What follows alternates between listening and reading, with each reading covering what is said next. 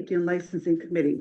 Today, there was some very sad news out of Danville, Virginia, where a young man, an alderman in Danville, 36 years old, was set on fire by, it's believed to be an irate citizen. Things are kind of spiraling out of control, and I don't want to see that happening here in this committee. So we welcome all your input, all your discussion, all your questions, but we want to maintain respect for one another and civility. So please bear with me. I'd like the committee members and then the staff to introduce themselves so everybody knows who's talking and why. So I will introduce myself first. My name is Sandy Widener. I'm the alderman of the 6th District, and I am the chairman of the Public Safety and Licensing Committee, having been elected in April of this year. So next we have Alderman Samuel P. Kent, District. Nathan Pavon, 15th District Alderman. And Malik Frazier, 1st District. Sergeant Cruz, River St. Louis. Sergeant Bachman, City of Services Fire. Assistant City Attorney Ian Pomplin. and we have the clerk's office over here that being kind of shy. Go ahead. Can you introduce yourselves? Deputy Clerk Sam Williams. Noemi Isabella, work at the clerk's office. Okay, so we have everyone except Alderman Kelly. I expect that she will be here because I haven't heard that she won't be. So she may be running in late. She does work until 5. So with that, just a question, is this thing necessary? Because there's nobody that is You're talking about the camera? remote. Is this? Yes, you do. Oh, have that's to- the camera? It is, yeah, it's I the did. web, yeah, for sure. I always thought it was a speaker. All right, okay. All right, well, with that, the first item on the agenda would be approval of the minutes from July 9th. We have a motion to approve. Move to approve the minutes from July 9th. Second. We have a motion and a second to approve those minutes. Any discussion on those or corrections, additions? Seeing none, all those in favor say aye. Aye. Opposed? Motion passes. And the clerk's office will read the first item that's on our agenda tonight. Item 672, item 0672-25, communication on behalf of the city clerk's office for a new application for a Class A retail fermented malt beverage and intoxicating liquor license and cigarettes, tobacco, and electronic vaping device retail license for Woodman's Wood Market Inc., DBA Woodman's Wood Market Inc., number 45, located at 5430 Durand Avenue. Brittany Jones is the agent in 14th District. Okay, do we have Brittany here? Oh, welcome. Come on up. Sorry to put you at a podium, but we need the table. So, I know you're from Woodman's, and I just want to clarify something with the clerk because we have 3 items on the agenda related to Woodman's, and hopefully we can expedite your visit here, as welcome as you are, as quickly as possible. Do each of these items, because one is a petition to exceed the geographical and quota restrictions, can we take all 3 of these together? I would probably refer that question over to City Attorney? Yes, so if you'd like to take the first 2 items together about the 5430 Durand Avenue location to talk about the exceeding the quota and the license itself, that may be appropriate if the chair and committee would like. The third item is actually at a different parcel, so it would be preferred to take that up as its own action. Okay, and can you explain for everyone here so they understand why we have the, to exceed the geographical and Yes. quota? So the city of Racine has an ordinance that restricts the number of Class A.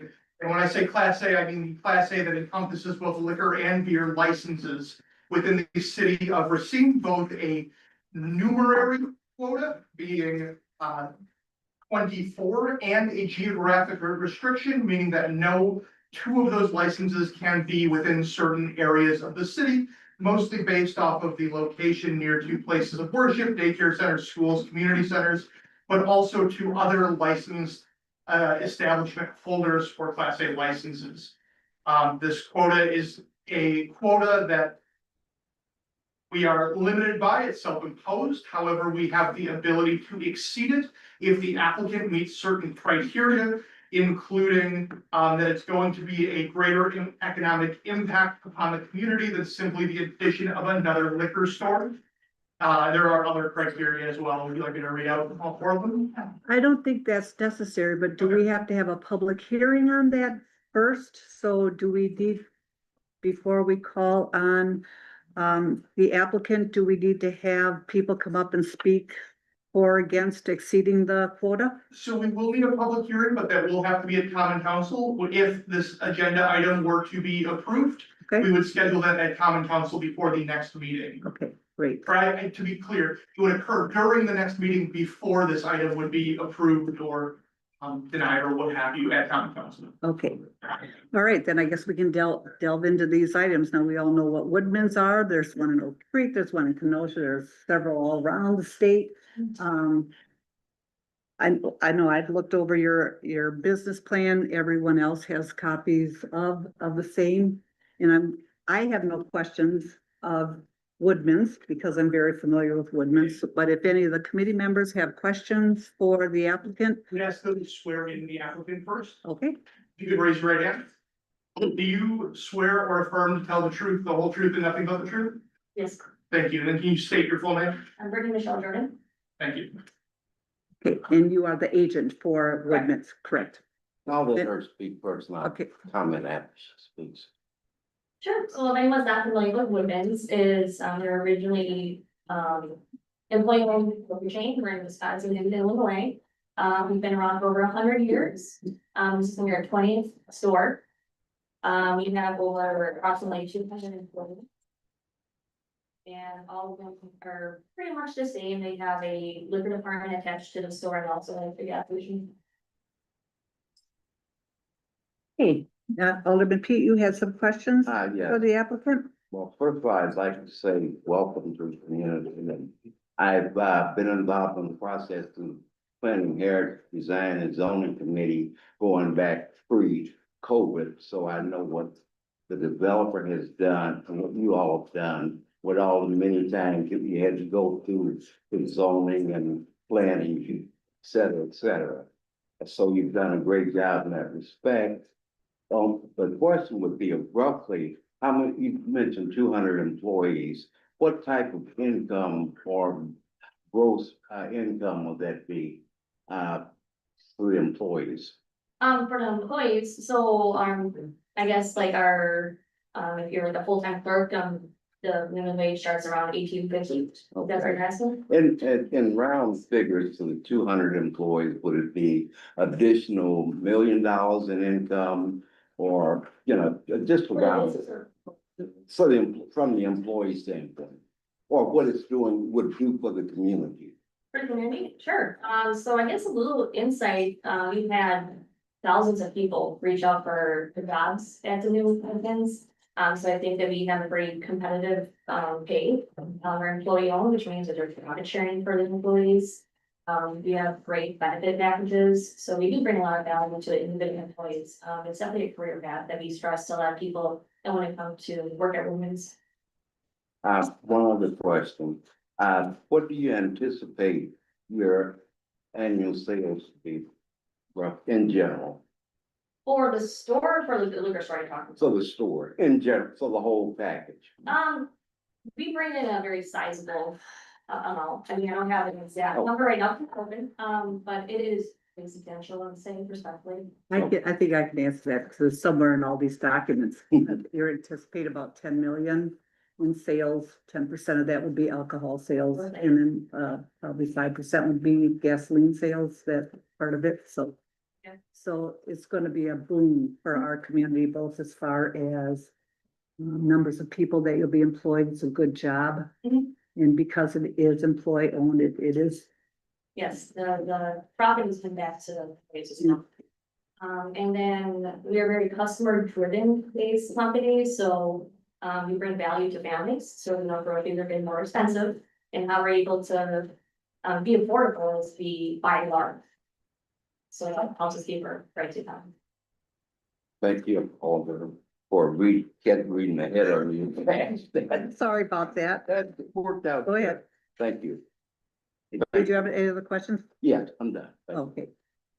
Alderman Pabon? Yes. So what's, kind of community engagement or involvement does Woodlands typically have? Is there a community outreach that they normally do with any city that they're in? Is that tailored depending on once they first get in there, what they see the needs, they offer any programs, or what is their involvement in the communities that are built in? Sure, so we do have some involvement with employees, and then we also have involvement with the community, where if anyone wants to reach out to us for any kind of donations. Yeah, any type of donation for, you know, community events, things with schools, I've already accepted a couple. We're not even open yet, you know, so yeah, we definitely financially try to, you know, give back to the community, and definitely with schools, you know, we already have a couple offers for that.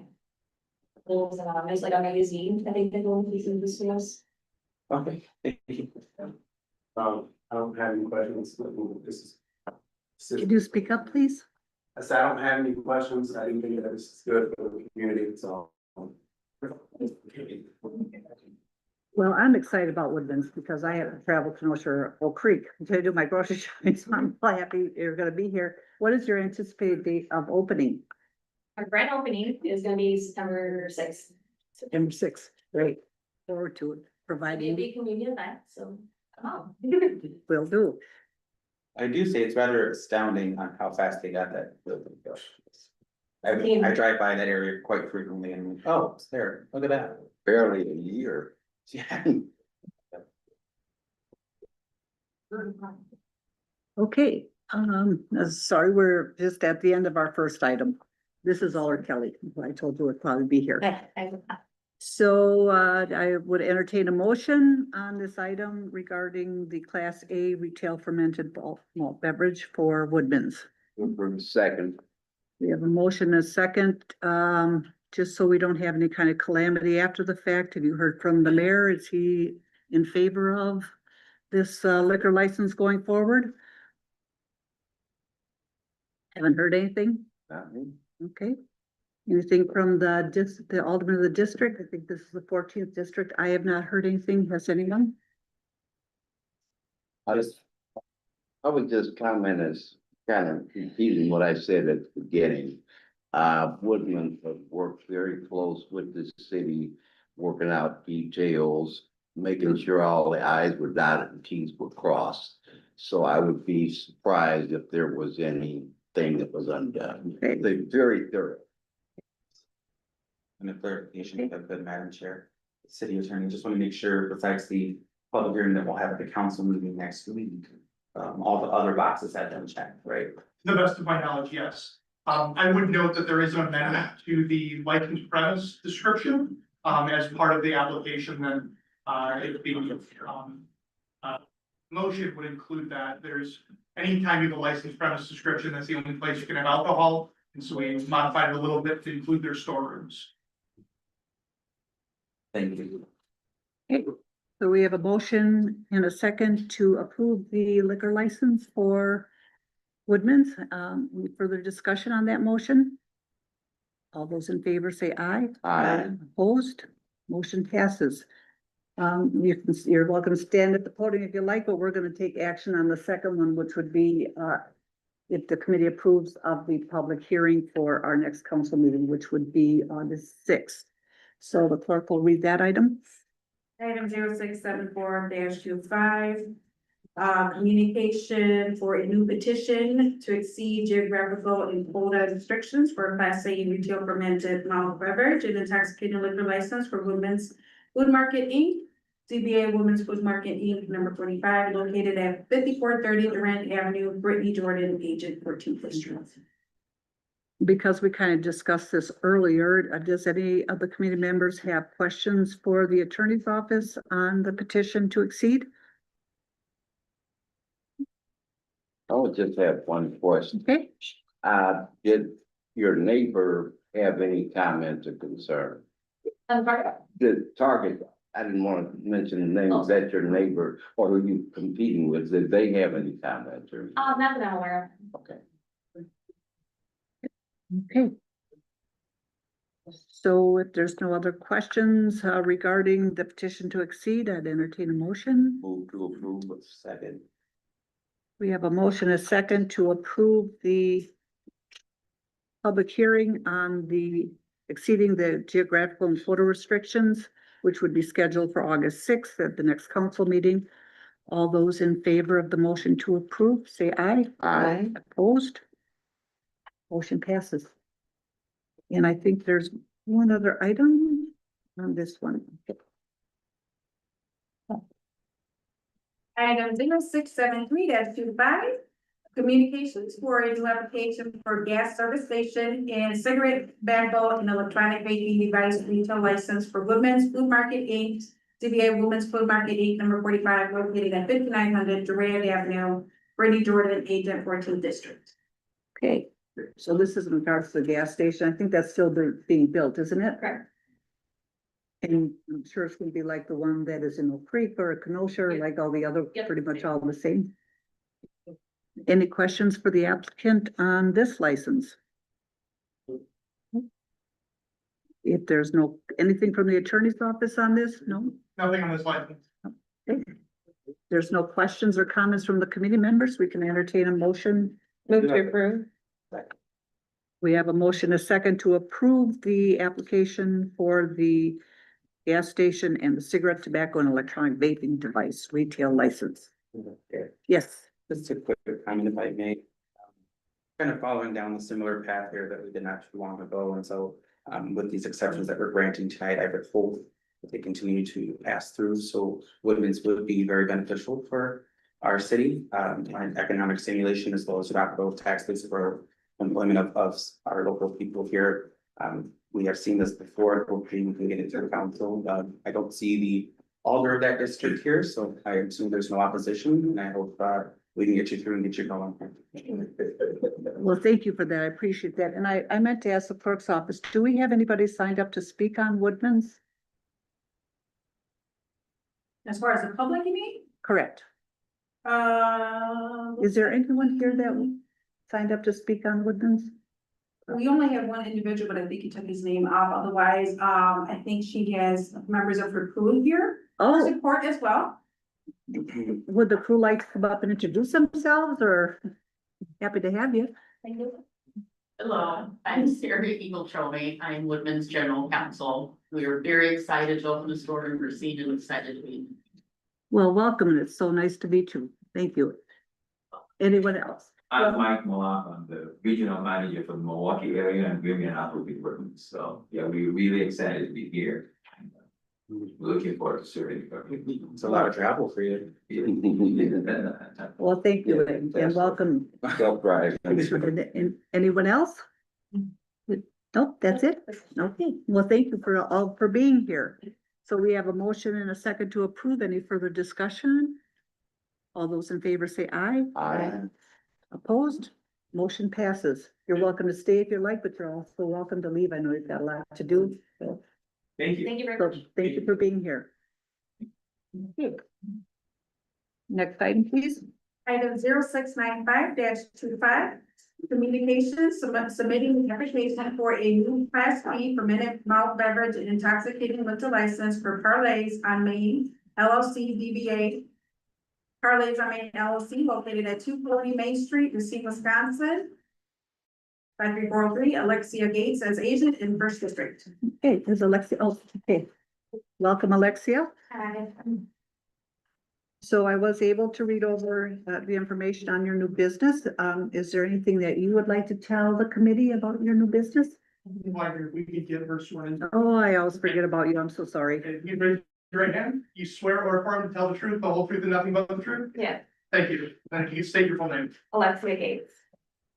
So Parlay on Main coming to the downtown area, we're just excited to offer our community, a unique and semi-fine dining experience in the downtown area. We hope to create an atmosphere that kind of reflects the city's character with good food, excellent service, and a welcoming atmosphere. We'll have a variety of items on our menu, ranging from pasta, chicken, egg rolls, oysters, tacos, and a variety of catfish. We also plan to have special days such as Taco Tuesday, brunch on Saturdays, and Soul Food Sunday. Okay, have you met with the alderman of the district regarding the plans for your business? I've spoken with him. Yeah. Okay, good, good. Anything from the alderman before? Yeah, so me and Alexia spoke about this months ago, actually. She's very excited. I think that this is something that I help downtown. It's always good to see businesses come downtown and offer a different perspective. Some of the concerns that I have, especially around public safety, she addresses, and she's qualified to serve alcohol, so I don't really have any concerns, and I wish her well in her ventures. Okay, I just for my own, there is an application, another questionnaire for Cimarron. Is Cimarron Bowers? Simeon Bauer. Could you pronounce that? Simeon Bauer. Simeon Bowers? Yes, ma'am. So is she your partner? He is my He partner. is your partner? Yes, ma'am. Okay, is he here? He is not Oh, here. he is No, not here. ma'am. Okay. Well, I got that really wrong, didn't I? Sorry about that. Okay, so you both will be running this together. Yes, ma'am. Okay, and then I saw in here, had you taken the bartenders, all that? Yeah. Okay. Any questions from the committee? I do see, sorry. Go ahead. Not the, I do see that you did have a discussion with, Sergeant Honka and the attorney regarding some, issues that typically arise from downtown businesses that hold, licenses like this. Do you anticipate to have anything ready to go, to help mitigate any of those issues that may arise? Or you have someone specifically just protecting your fees, or you have all your bartender licenses out, or trained to go, do you have security cameras? What, things do you have in place? Yes, sir. So all of our bartenders will be adequately trained, ready to go. They will all have a bartender license on hand and come with experience. As far as security systems, we are still looking into what kind of security system that we would like to go with. This is a semi-fine dining, restaurant. We don't want people to think that you have to put on a suit and tie to attend, but we definitely want you to be presentable, to promote a welcoming atmosphere for everyone who walks in, not just our local citizens of Racine County, but also tourists who may come to visit as well. Like I said, we don't anticipate a lot of issues or like a lot of loitering, because when you come in, you have a host greeted at the door, you will be seated. Anyone ordering dine out, carry out, you will have to wait outside. You will not be able to wait inside unless you're seated at the bar. And that will also pretty much help us maintain a lot of order within our establishment. Okay, do you plan on having any kind of outside seating of any sort? Because we have a lot of people waiting, we're gonna have a crowd in front of the door, not that they're gonna be causing problems, but. I think we do have to apply to put tables and seating outside, so we will explore that option and, get with the city and see what do we need to put seats outside. Right now, we are not that far, but it is something that we can explore. Thank you. I think there was some discussion between you and the sergeant regarding the hookah portion of your Yes, ma'am. application. Yes, ma'am. And can you maybe clarify for the committee your intent regarding? Yes, the ma'am. And to my understanding, you cannot serve hookah with nicotine in it. The hookah that we, intend to serve is nicotine free. No nicotine, no tobacco. Yes. And, And I did clear that with the city attorney. okay, good. Thank Yes, you. ma'am. And then this question may or may not be for you, but I saw in your packet, there was a conditional surrender of a liquor license in the packet. Is this a premise currently licensed? Well, my bad. I believe it was Tasia Booze. So did they have to surrender their license in order for this individual to be granted a license? It may have, I'm not too familiar with this one, because I kind of Okay. came in after. They didn't surrender a lot of them. They did not? But they've been gone for quite some time, so I'm sure it expired. Okay, then, thank you. And then I have a question for the city attorney's office. The premise itself is still licensed? I'm checking to see whether Deja Vu has a license. All of our licenses go from July 1st to June 30th. So unless they filed a renewal, within the last, 60 or 90 days, it would have expired on July 1st. Can you So- see if they have? Yep, I'm pulling that up, as we speak. So if the license expired, well, of course, we would not need a transfer license, but this premise had been licensed in the past, so it would not exceed quotas or anything of that nature.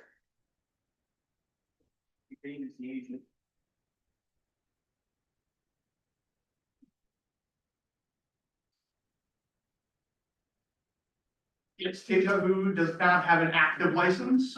My understanding, this might be a better question for the clerk's office, is that, our applicant here was the next person on the list to receive a open license. Okay, Can I ask a question? Is this what you're talking about? yes, Okay, so this should have been good, so it's blank. So nothing was completed. It's Okay. automatic in liquor. Yes, it's oh, automatic. it's automatic. It pays through. Oh, Yes. okay, thank you. Okay, all righty. So any other questions from the committee members, comments, concerns? Point of clarification for the city attorney, if we would. So on your staff recommendation is the committee review the application. We should approve this. Should we have the notation in there that we approve this with the amended premises description? Yes, please. So the premises description is, the places where you can have alcohol, you can only have it there. And so any place that you intend it to be is where it can be. The current application has it just behind the bar. I understand that sometimes the wording can be a little bit confusing about storage versus serving. I talked with the applicant and she intends to serve alcohol to people in front of the bar as most bars operate. And so we expanded that premises description to be that entire first floor area and the basement storage area that she could store, serve, and sell alcohol. Any other questions, comments, motions? Second. Motion to Okay, approve. we have a with the motion. amended premises description, yes. Great, thank you. So we have a motion and a second to approve the application for a Class B fermented malt beverage and intoxicating liquor license for Parlays on Main. Any discussion on that motion? All those in favor say aye. Aye. Opposed? Motion passes. The clerk's office will explain to you what's going to happen next. Or maybe I can. This will go to council for approval next Wednesday. And after council approves next Wednesday, then you can contact the clerk's office for all your license. Yes, yeah. Okay, Thank you. correct? Did I? No, you Did I would do- have to go to, well, we're gonna send it over to common council and. And then after that, if it's approved, you can contact us and the next thing we'll let you know. If you need anything else, we can get your license. Okay. Okay. Yes, thank you. You're welcome. Thank you. To you. Thank you. All righty. Next item, please. Item 0623-25, communication requesting the appearance of Courtney Marshall, agent for 20 Grand Lux LLC. DBA 20 Grand Lux located at 1307 Douglas Avenue, pursuant to a formal expression of concern and also requesting consideration of resending the formal expression of concern. Okay, and I do not see Courtney Marshall here. Is he here? Anywhere? Nope.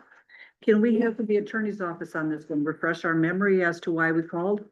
Sure. So 20 Grand Lux, I was called in on June 25th, 2025.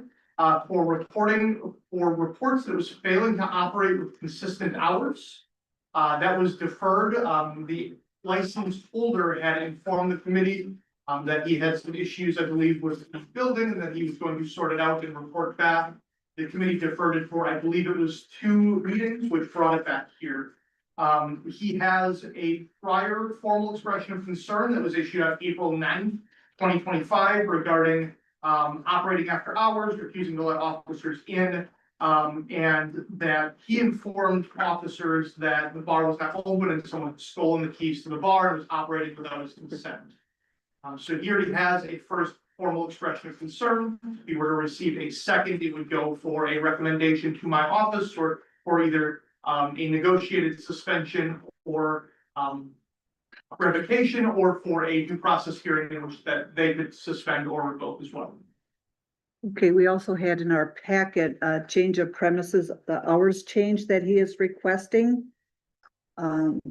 His previous existing hours of operations were Monday through Thursday from 7 p.m. to 12 a.m., Friday and Saturday from 7 p.m. to 1 p.m., Sunday from 7 PM until 12 PM.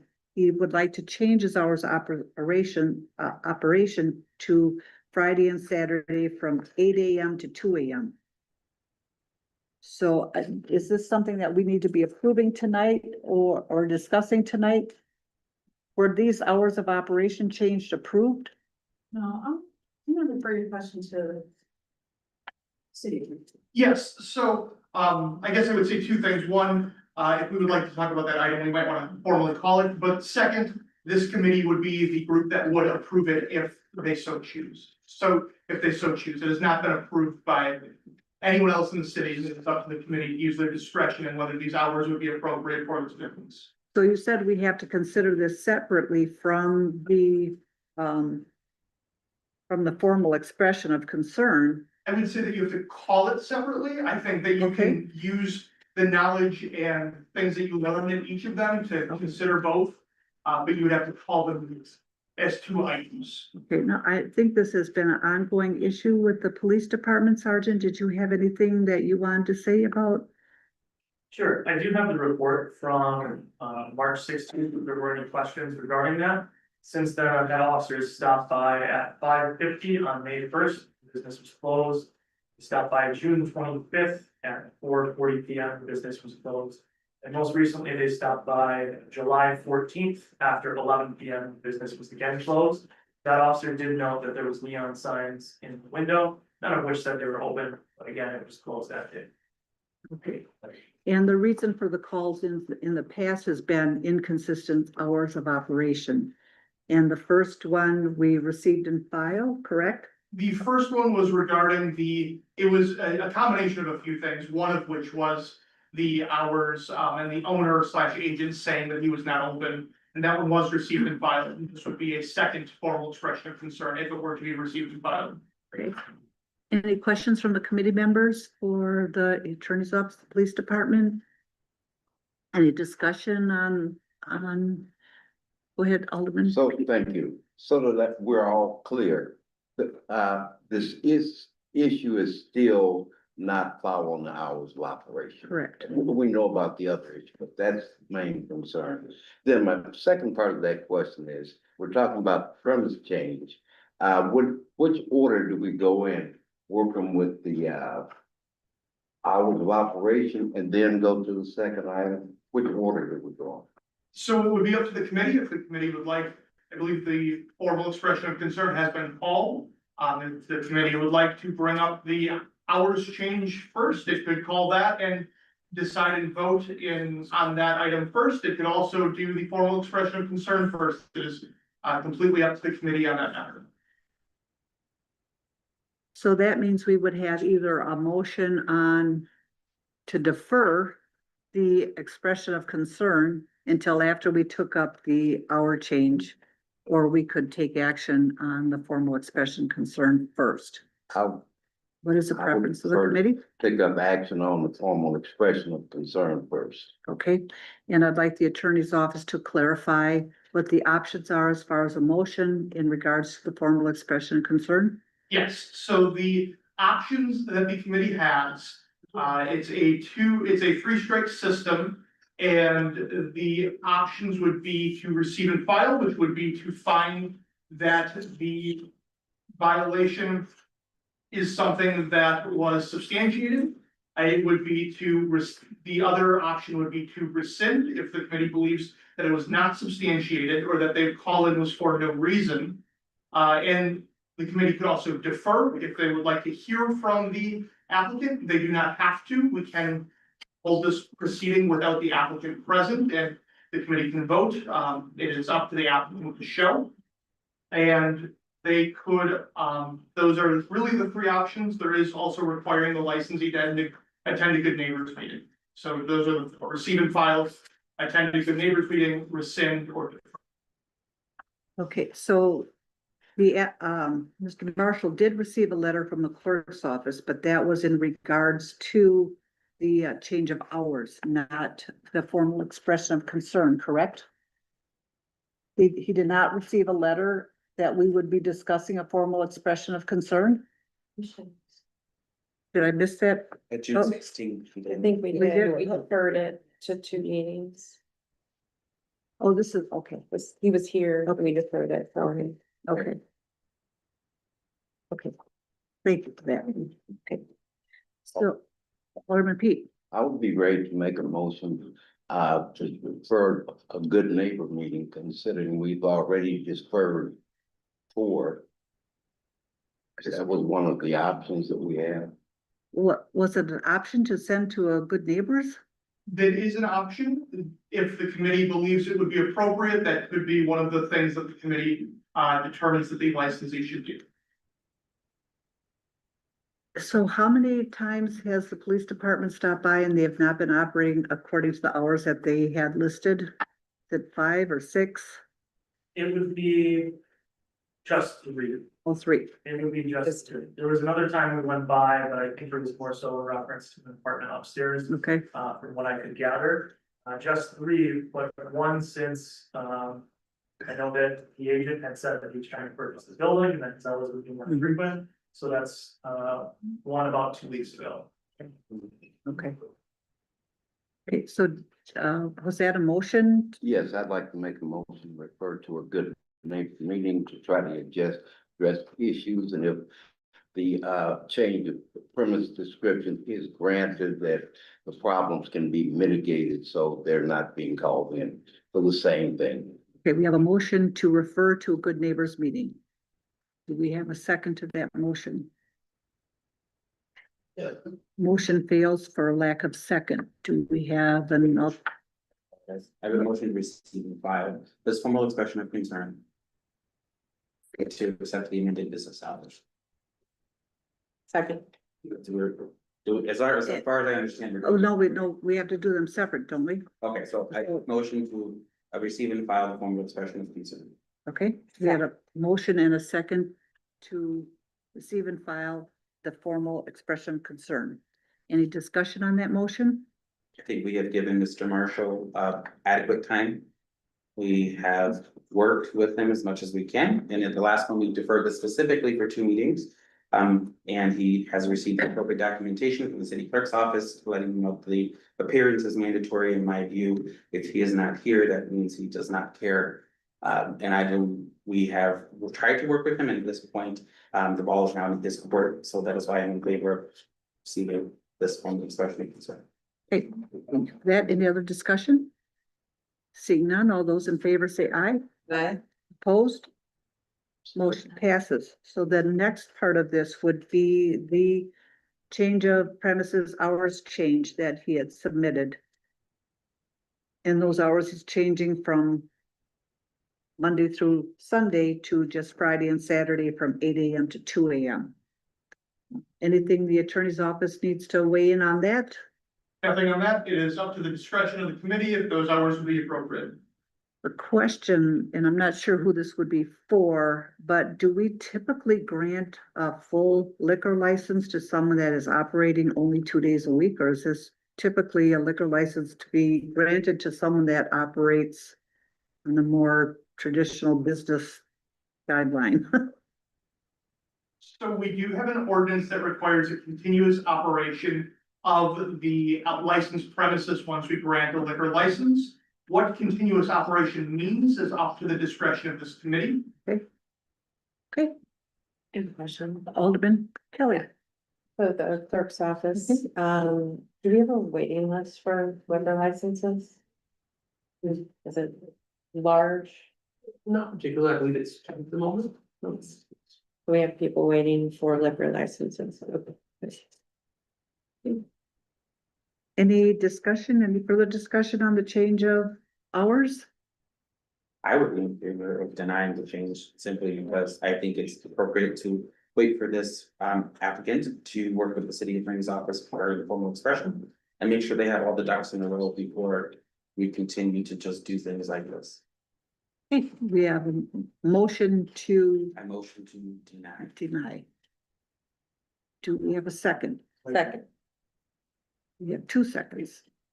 Further discussion on the motion? All those in favor say aye. Aye. Opposed? Motion passes. So then let's just clarify what's gonna happen. He has 2 expressions of concerns within the 6 months. So he will now be asked to work with the city attorney's office to come to some kind of agreement about the situation that takes place at his premise. Yes, so, the ability, so what happens now is the city attorney's office is going to review this matter to see if there is sufficient grounds to file a complaint. And file with the city clerk, which would be a suspension or revocation of the license. Alternatively, the city attorney's office can negotiate with the license in lieu of that hearing. If they can reach a proposed settlement and would present it to this committee and the common council once that settlement is. All righty. All right, so it looks like we just dispensed with 2 items. My fault. So now we can move on to 0697.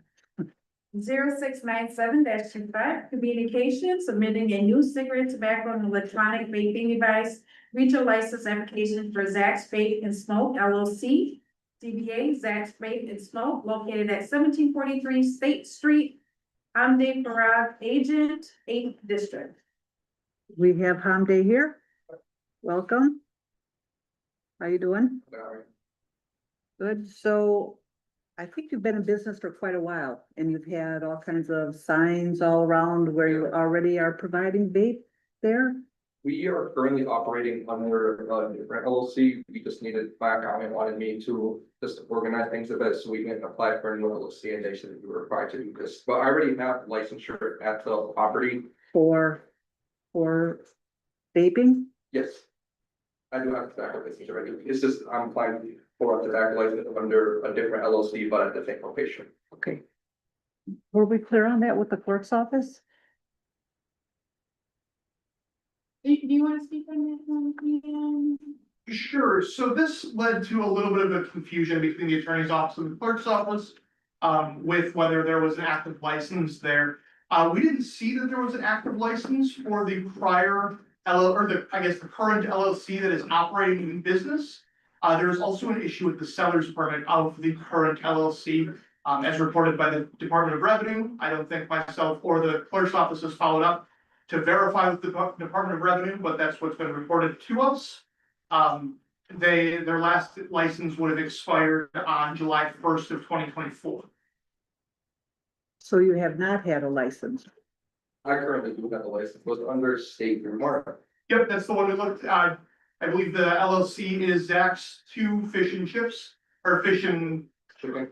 We had looked at that. We don't have a record of a license from July 1st, 2024 till June 30th of 2025.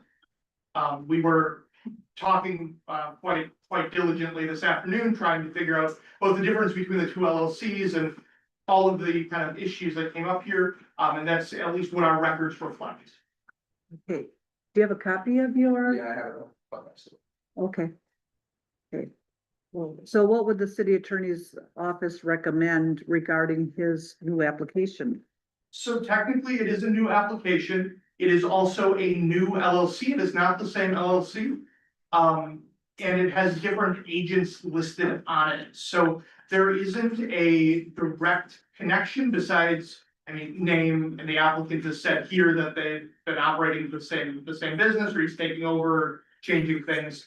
So there's not a direct connection, but there is circumstantial evidence about operating without a license. The committee could approve the license and say that there's not enough evidence to deny. It could defer the license and ask the licensee to bring in the current license, and that would also help the clerk's office kind of clear up these issues. It could also deny for selling tobacco without a license if they believe that there is no license associated with the premises. So it may be wise to defer this item for 2 weeks until the applicant can provide the city clerk's office a copy of his current license under whichever LLC it currently is under. If the committee would like to do that, that would be an appropriate action it would take to clear up this issue. Okay, well, I'll leave that to the committee. Any questions or comments from the committee members? Yes, Alder- okay, it's confusing as we know, but there's 2 different licenses. We are operating. One, We're operating 2 different businesses. Okay, we have the Zack's Fish and Chicken, which is the actual restaurant. And then we have the State Food Mart, which the tobacco, which we're currently operating out for the tobacco side. When you said there was no correlation between the members, the old member, like the one on state rumor is my other, you're just putting it in my name.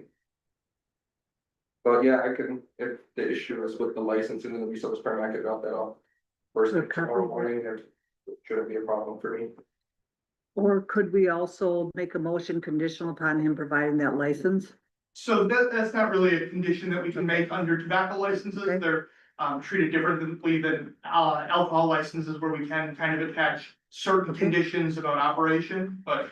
So this would be either approved, denied, defer. Or defer, okay. I would be in favor of deferring until the next meeting, Madam Chair. So we can get clarification and we know what we're doing, what we're voting on. As well as if that is the case, they do not have an active license, what needs to be enforced. So, We have a motion to defer. I will second. I will second that. We have a motion, a second to defer. Any discussion on that motion? Is that gonna be a problem for you to defer this for 2 weeks? We'll come back to this committee in 2 weeks. Okay. We have a motion, a second, no further discussion. All those in favor say aye. Aye. Opposed? Motion passes. Well, thank you for being here tonight. Thanks for your patience. You guys just wanted to go down off. So, You go to the clerk's office, or if you call the clerk's office, they'll give you instructions on what to do and how to clear this up, for sure. you guys both need my resellers permit and my license? Yes. We'd like your license for 2025 and 2024 as well, if you can. No problem. Okay, wonderful, thank you so much. Appreciate it. Thank you. Thank you. All right, next item, please. In the clerk's office, just to clarify. Okay. For that last motion, please. The set, Ms. Alderbeat Yep. seconded. Thank you. Item 0644-25, communication requesting the appearance of Erica Ann Vargas for a new operator's license. I'm not there, but she was in the one. oh, she did. Yeah, she was here. Okay. All right, should we take the next item, come back to this one if it's okay with the committee? Item 0689-25, communication requesting the appearance of Jesus Cortez for a new operator's license. Okay, is Mr. Cortez here? Mr. Cortez? Mr. Cortez is not here. We can defer this item to the end of the agenda. If the, Mr. Cortez is here? Oh, I see that. Thank you. I don't. All right. So we're gonna defer, Mr. Cortez to the end of the meeting, and then we will go back to item 0644, which is Erica Vargas for her operator's license. And Erica, you're here. Hi, welcome. That's okay. That's okay. I know you've been here for a while. I don't know if I'm going to give you these two letters that I have. When I read the paper when I got denied for the bartending license, it said that if I had anything my manager or probation and parole wanted to say that I could bring them. Correct. Well, the letter says you should provide those to the clerk's office by Thursday before the Public Safety and Licensing Committee. However, up to this point, the committee has been very lenient as to when those could be provided. So I hesitate to take those because we don't have the means to copy it, and I don't want to take your only copy. Right. So I guess I do have other copies. They're on my phone. Okay. I printed them off here actually before. Oh, okay, so you don't need those back, that is something we give to the clerk's office? Yeah. So if you would like to give that to me, and if you want to tell the committee what it is you hope to do? Okay, so, I work at Great Things Country Club, and they're cross-training everyone right now, servers, and they're cross-training everyone to do serving and bartending. And, excuse me, and, it's also a $5 raise. So for me right now, it's just very beneficial, and then I'm trying to also move up in the company right now, just got like my benefits package. I'm trying to go from a server to a food and beverage manager.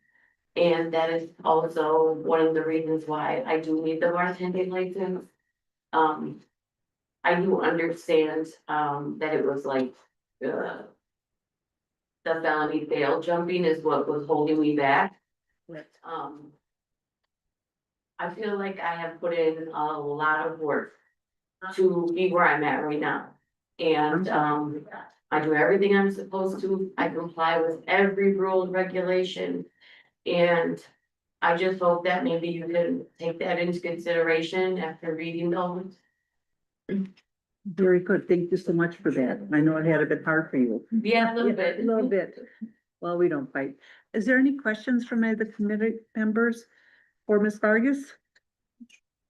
If you don't mind, we're just gonna take a minute for Yeah. a couple of members to read over that. I'm satisfied with what the documents that you have provided.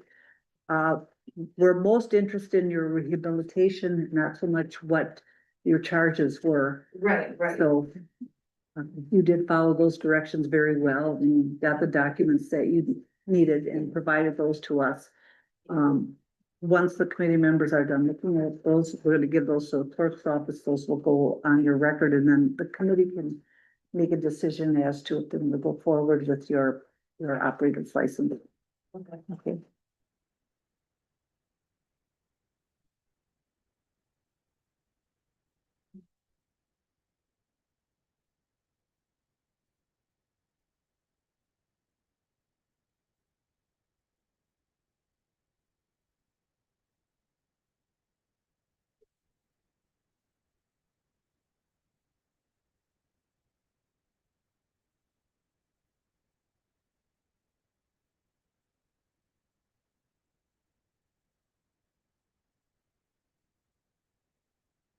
Okay, we all had a chance to look that over. Any questions for Ms. Vargas? Any comments? We're gonna give that to the clerk's office. You can, I think, that we all go through certain periods in our life that we have some situations that we wish we could go back and change. I think in this is one of those particular instances. But I think your ability to be on the lowest level of supervision, probation, and also have your colleagues reach out and do letters for you speaks to your desire to change things and turn it around, and so I'm in favor of approving this. we have a motion. Do we have a second to approve? Second. We have motion and second to approve. Any discussion on that motion? All those in favor say aye. Aye. So what'll happen is we'll go to council on Wednesday, August 6th. For final approval from the council. If that is approved by the council, then you can reach out to the clerk's office and she can provide what you need. And we all wish you the very best. Thank And you. good luck with your aspirations. Thank you so I much. think you're gonna do very well. Okay. Next item, please. Item 0691-25, communication requesting the appearance of Peter Marcotte for a new operator's license, 10th district. We do have a letter from Peter Marcotte, but did ask, the Public Safety, Health and Public Safety and Licensing Committee, is requesting to be deferred to the next meeting, due to receiving this letter on the Thursday. So he wants to provide some commentation. I'll have some documentation at a later date before the next meeting. Okay, very, very good. Do we have a motion to defer? Motion to defer to the next. Second. We have a motion, a second to defer. All those in discussion, all those in favor say aye. Aye. Opposed, motion passes. Okay, moving right along to page 4.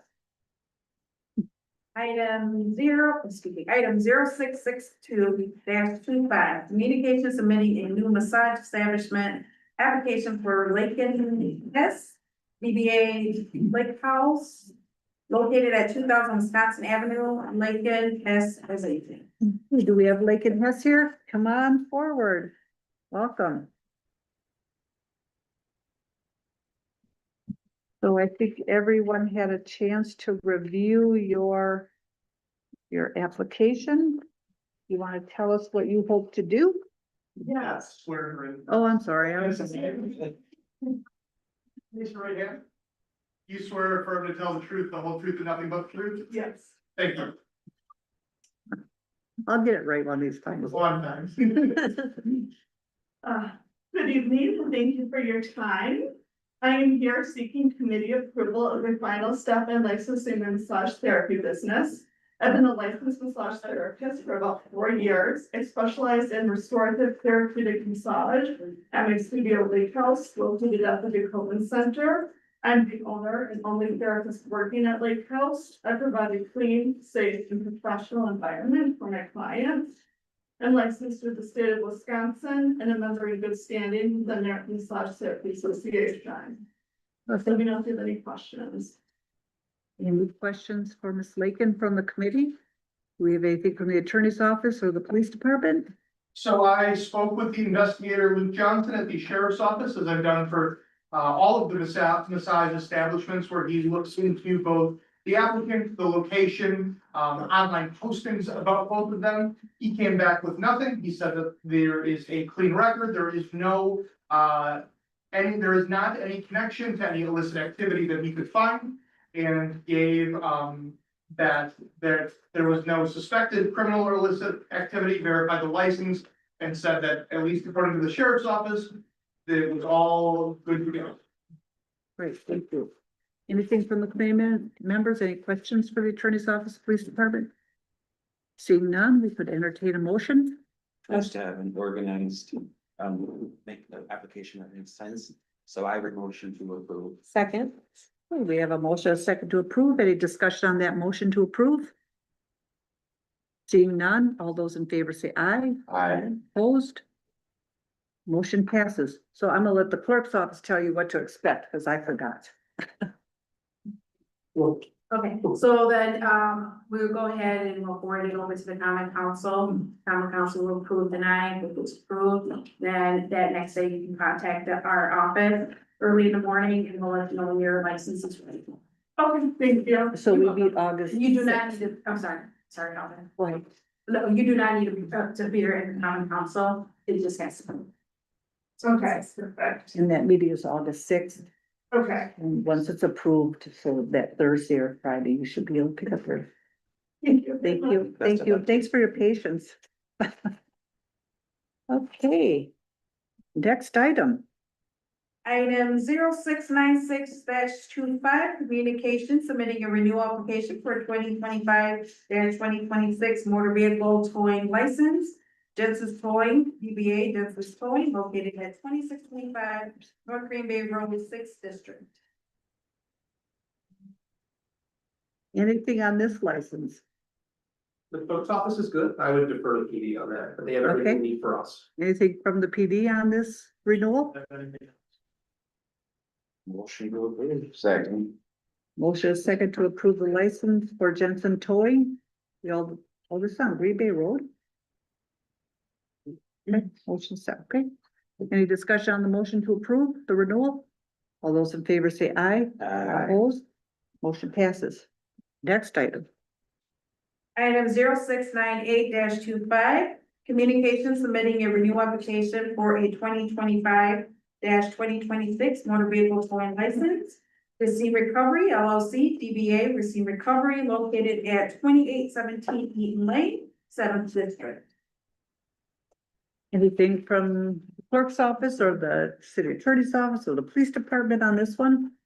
Just a standard renewal? I will say that I did have one interaction with them over the last year. There is a statute that requires them for every vehicle they tow to run a license plate through dispatch, to ensure that the vehicle is not stolen. There was an incident where they did not do that, and obviously the owner of the vehicle was very upset once they found out they had approved a month's worth of storage fees on a vehicle that they had already stolen.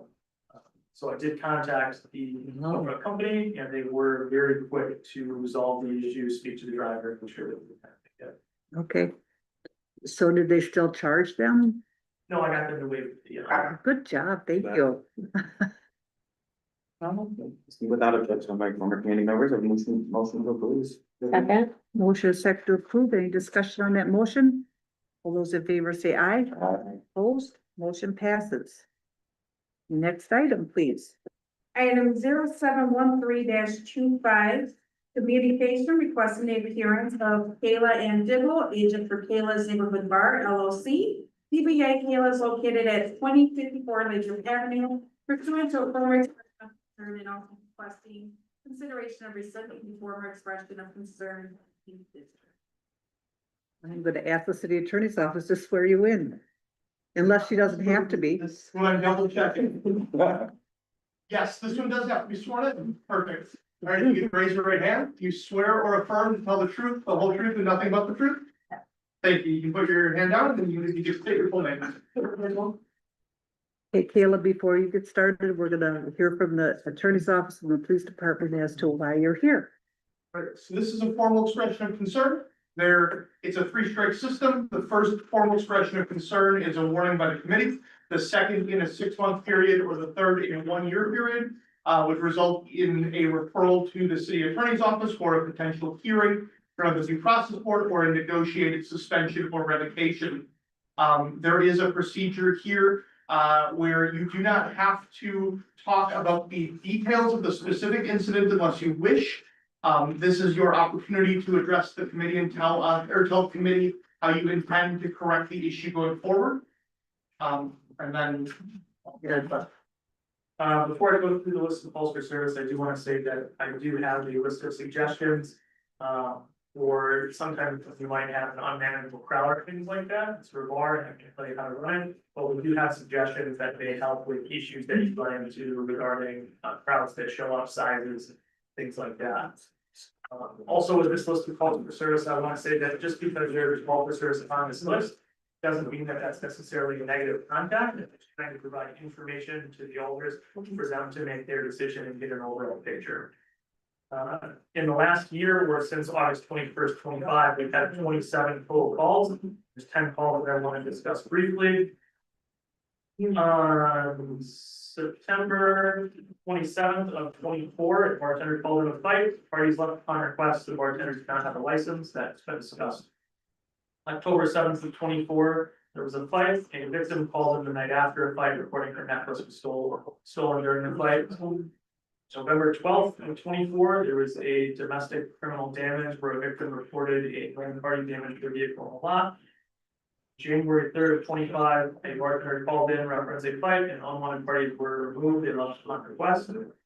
February 6th of 25, a bartender called, referenced a fight, and the unwanted parties were removed. They left upon request. On February 20th of 2025, officers responded to a fight of 6 people. All 6 of those people received citations. On May 2nd of 2025, a victim called after leaving the bar, stating she was assaulted at the bar by another party. June 22nd of 25, a bartender called, referenced 2 males fighting left prior to police arrival. On June 27th, 25, there was a shots fired. Victim leaving the bar was shot there as your parking lot. Security footage did show individuals walking in the parking lot prior to the shooting with drinks. And then that same night, so the shooting happened in the early hours of the morning, so the 26th and the 27th. That night then, the same day of the 27th, but the night, officers responded to a man who was assaulted in the face with a drinking bladder. The victim was placed into a medically induced coma and needed plastic surgery. The suspect was charged with substantial battery and mayhem. I believe it was the incidents that took place on June 26th and 27th, the early morning hours, and then that evening was the reason for the committee to call Kayla in. The other incidents, I don't think, the one was addressed, we called her regarding the bartender's license. Yeah. And all the other calls, except for the ones on June 26th and 27th, are kind of typical calls, and we want to encourage our licensed premise the bartenders to call when there's issues at their bar, so we don't want to discourage that they do that.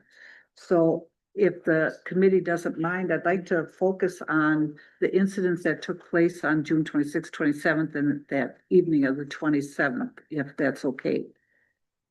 So perhaps you recall what took place on the early mornings, or late 26th and the Yeah. early 27th. You want to tell us about that? Well, I live right there. I live behind that bar. We were woken up by gunshots in front of the house. I go outside, a guy's on the curb, he said he was shot through the bushes. And sure enough, where the bullets were placed, they were actually in the front of my house, which is. He was kind of far back on the corner, I'm pretty sure if he was a foot to the left, it would have hit my fence or my house. He shot onto the corner, as far as my knowledge, he came up our close, and when in the video, you can see my security guard telling the whole crowd to leave. There were a bunch of people just hanging on the parking lot, which we did have issues with that. We had a lot of people hanging on the parking lot. Since February 20th, besides the last phase situation, we have not had a fight inside the fire. Every other fight has been people pulling up, fight. And so once that happened with the shooting, yeah, that's dirty. Woke my daughter up, you know, my house is close to home. I don't take it lightly. So from there on out, I said I was gonna close at midnight because safety of my customers and employee are number one. Then the next incident happened the next day. I asked the police officer, I said, what could we have done different? He said, nothing. It was a freak accident. He said, I will speak highly, you know, he said he was gonna put in the report. I guess, I don't think he did. That this was not a bar thing. It's more of a freak accident thing. There was no argument. The guy walked, the guy had no idea what was happening, glass to the face. And that was it, like not, that was it, 'cause it was a pretty severe situation. He even called to let me know that my bartender handled it 100% correctly, because got everyone out, locked the door, while on the phone with the police officers. Okay. So the issues regarding what's taking place in the parking lot, can you elaborate on that somewhat? Yeah, Because it sounds like they're not. it'd be fine, and then other establishments would close. We got a name of a couple of them, and next thing you know, they're in the parking lot, they don't come to the bar, they have their own bottles. Tell them to leave, next thing you know, there's a fight, we call the police. But now that's not on us, even though we don't serve them, we tell them to leave, we call the police. We're doing everything like, you know, step by step, it's just, it kept happening.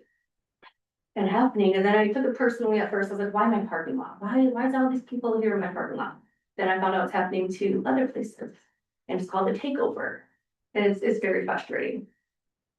So you're saying that the incident that took place the night of the 26th or the 27th, morning of the There was 27th, probably about 15, 20 people in the parking lot. that were not your customers?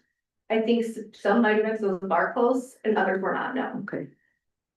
Okay, any questions from the committee members? Pete? Thank you. You have your security cameras up. Yeah. So you have footage of the people who are trying to take over parking. Yeah. Did you think of anything, or did you work with the police department on any areas to mitigate that situation, to lessen it or discourage them? That would be the first part of my question. Well, I asked them, and they just said it's pretty much happens, it's just takeovers. Okay. I did myself put floodlights in on the fence to make it lighter back there, because there's not too much lighting, so I did do that. And like I said, we're closing at midnight now, so we don't have that crowd coming. I noticed that your neighbors, or competitors, one of them, you know, I don't want to mention their name.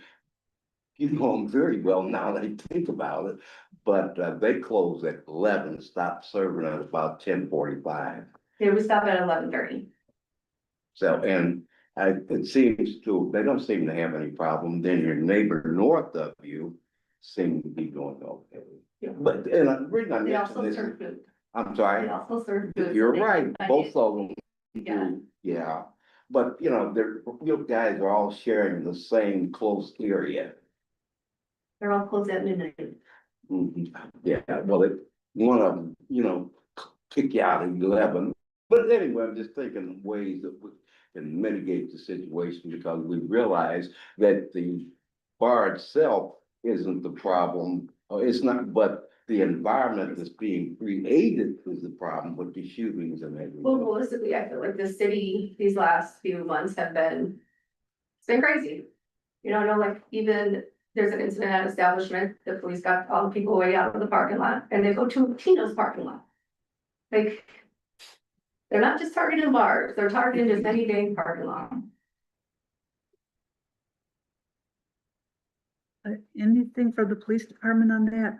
Yeah, I will say that everything that she said as far as the fights going down is completely correct.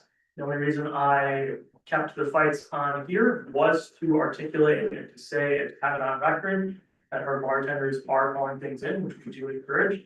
So I wanted that on here.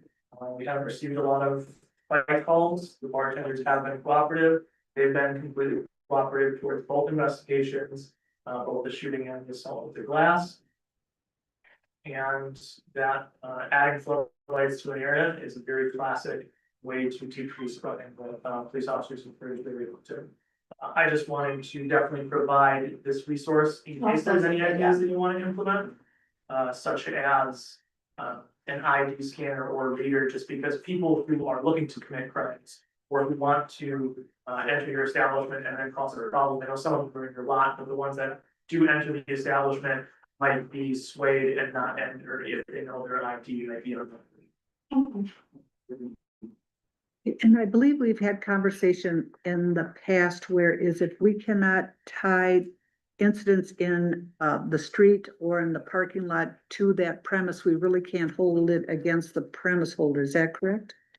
So it's a little bit more complicated than that, but generally, if we can prove that the people involved in the fight or the altercation or what have you are connected to the bar, either through employment, they were there, then we can. If it's just people who are showing up, not going into the bar, not patrons, then it's much more difficult to prove that the bar was the attractive nuisance. So the parking lot, you have that long strip, which is your parking lot, so you don't have a lot of actual parking spots for your business, do you? Just in the front. I have in the back, it's a larger parking lot. And I share it when RV closes. I'm also allowed to use their parking space as well. Okay, so is that the parking lot where? That's the parking lot. Well, I will say two happened where they pulled up in the front and started fighting instantly and my cops. And then most of them are in the back, In yeah. the back. We had girls working on cars back there. We called the police, but then they left by the time the police came in. Okay. Anything from committee members? Any questions? So you said some of these are, they're showing up, particularly in the parking lot and then fights break out, is that correct? Well, I don't know, so we found bottles, Okay. large bottles. Fights happened. I don't know if they were planning on hanging out there and then they left their bottles because the fights breaking out, but the fights that have happened instantly. Because when we notice them, the people in the parking lot that are coming in, we have them leave. We try, call the police, not try, we either have them leave or we call the police. But 9 times out of 10, they're fighting instantly. What do you think is the attraction to your specific establishment besides because you have the other two that are near you? Right, I mean, I think it's just, at first I thought it was because it's kind of, it's not on the main, well, it's on a main street, but it's kind of like on 21st, but it's like a enclosed kind of parking lot. You know, a little dark back there, so I put the lights in. But I also don't really, I could pick my brain all day long and figure out why. I think right now it's a city thing. It's happening at the beach, it's happening everywhere. well, I would give you that recently, yes. because Yeah. We have had issues into late last year. Then more, that was my pool girls, they have since then been ticketed, I take full responsibility of that and them. Since then, since February 20th. No, it's all. Except that glass in the face. Okay, and just clarification, when we start with the city attorney, have we received any amended business plans? So for the earlier closures? No, we also have not requested any to my knowledge. Okay. Is that something we should be doing? If it were to be a permanent change going forward, Okay, then it may be appropriate to amend the hours. If it's just a temporary change for, a couple of weeks or the summer, then it would not have to be amended. do you regularly keep just one security guard or what does your security team look like? Yeah, it's usually just one, it's a small place. But yes, it's small. Okay. I was gonna have, so I have Thursdays, I have a bar back guy and a security guy, but the bar back was kind of, I had told him since, all of this, but you gotta watch the parking lot. We gotta be another pair of eyes as well. So I had that on Thursdays, because that was our busiest nights. Thank you. Any other questions? Question, actually for the police department. So she hasn't received the list of recommendations yet? No. How many recommendations are? It is a list of both inside and outside the tavern and parking lot suggestions. Are we able to get a copy of this? Okay. I would want a copy. I've been to your bar, through the sheriff's office. And, kudos to you for putting up the lights and trying to deter all of the negative behavior. I don't really think right now, since we haven't really had any major incidents since February, that would should have been to you. That would need to amend your hours, since you've already taken the initiative to do that. I think it'll be fair to give you time to implement some of the recommendations from the police department. And then we see how that goes. Timeline with which we give you to implement those recommendations. I'll leave that up to my colleagues, but I think that would be more appropriate. Oh, we have something from the attorney's office. Yes, I will add that we can encourage bar owners to make changes to their business plans and how they operate their business. We cannot condition their license on specific actions we would like them, or the committee would like them to take. So we can provide them a list, they can take some action, no action, all of the actions. And if they remedy the problem through whatever way they choose, that would be an appropriate way to proceed. We can't take the list and say, do options 3, 4, and 6, and we will allow you to keep your license. So let me rephrase that. So I think we're working with the police department, going that route. And, wish you best of luck. And I'm recording that. Thanks. So our options here, I own the 2 houses that are behind me. I also own the bar. Do I have a right to speak or not?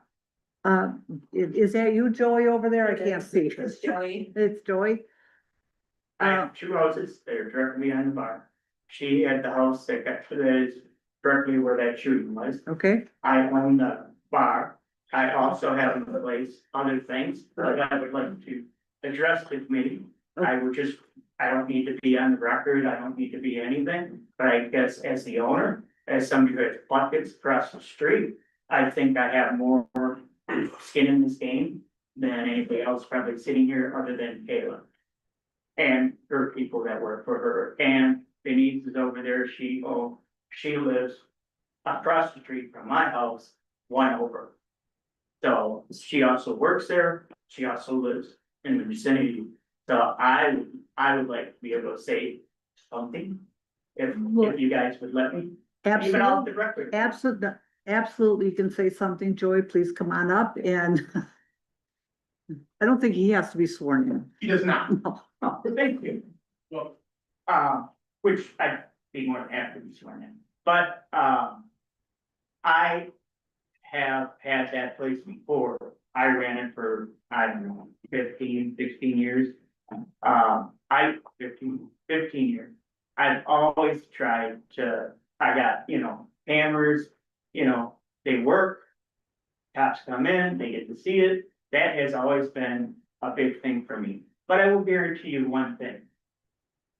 Kayla, I love her dearly. She has 2 young kids. And it would be a horrible thing if I had to take her business away from them. And I know you feel the same way.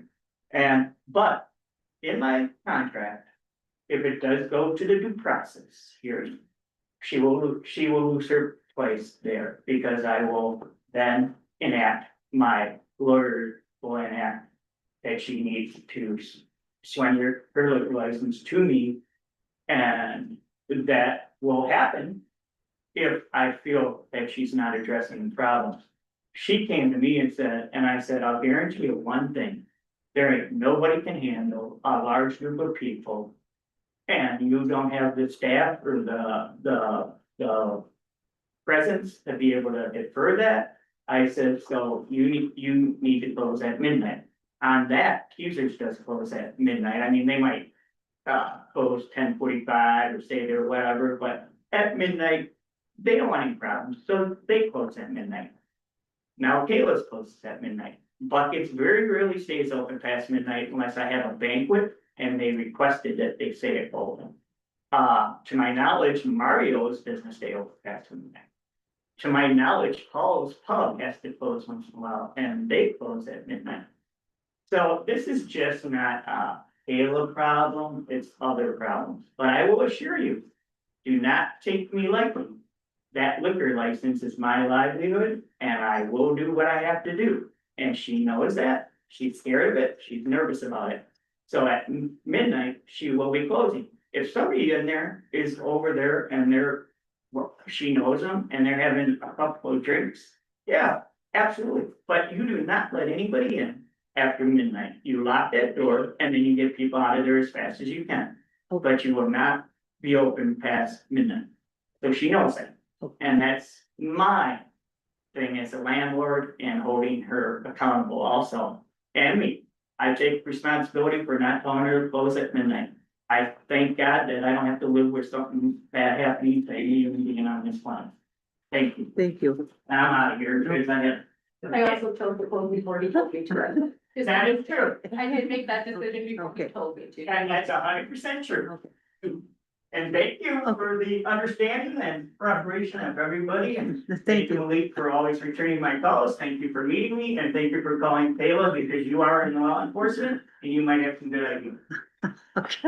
Okay. Oh, and So, by the way, now- I'm actually on medication, you mentioned my license.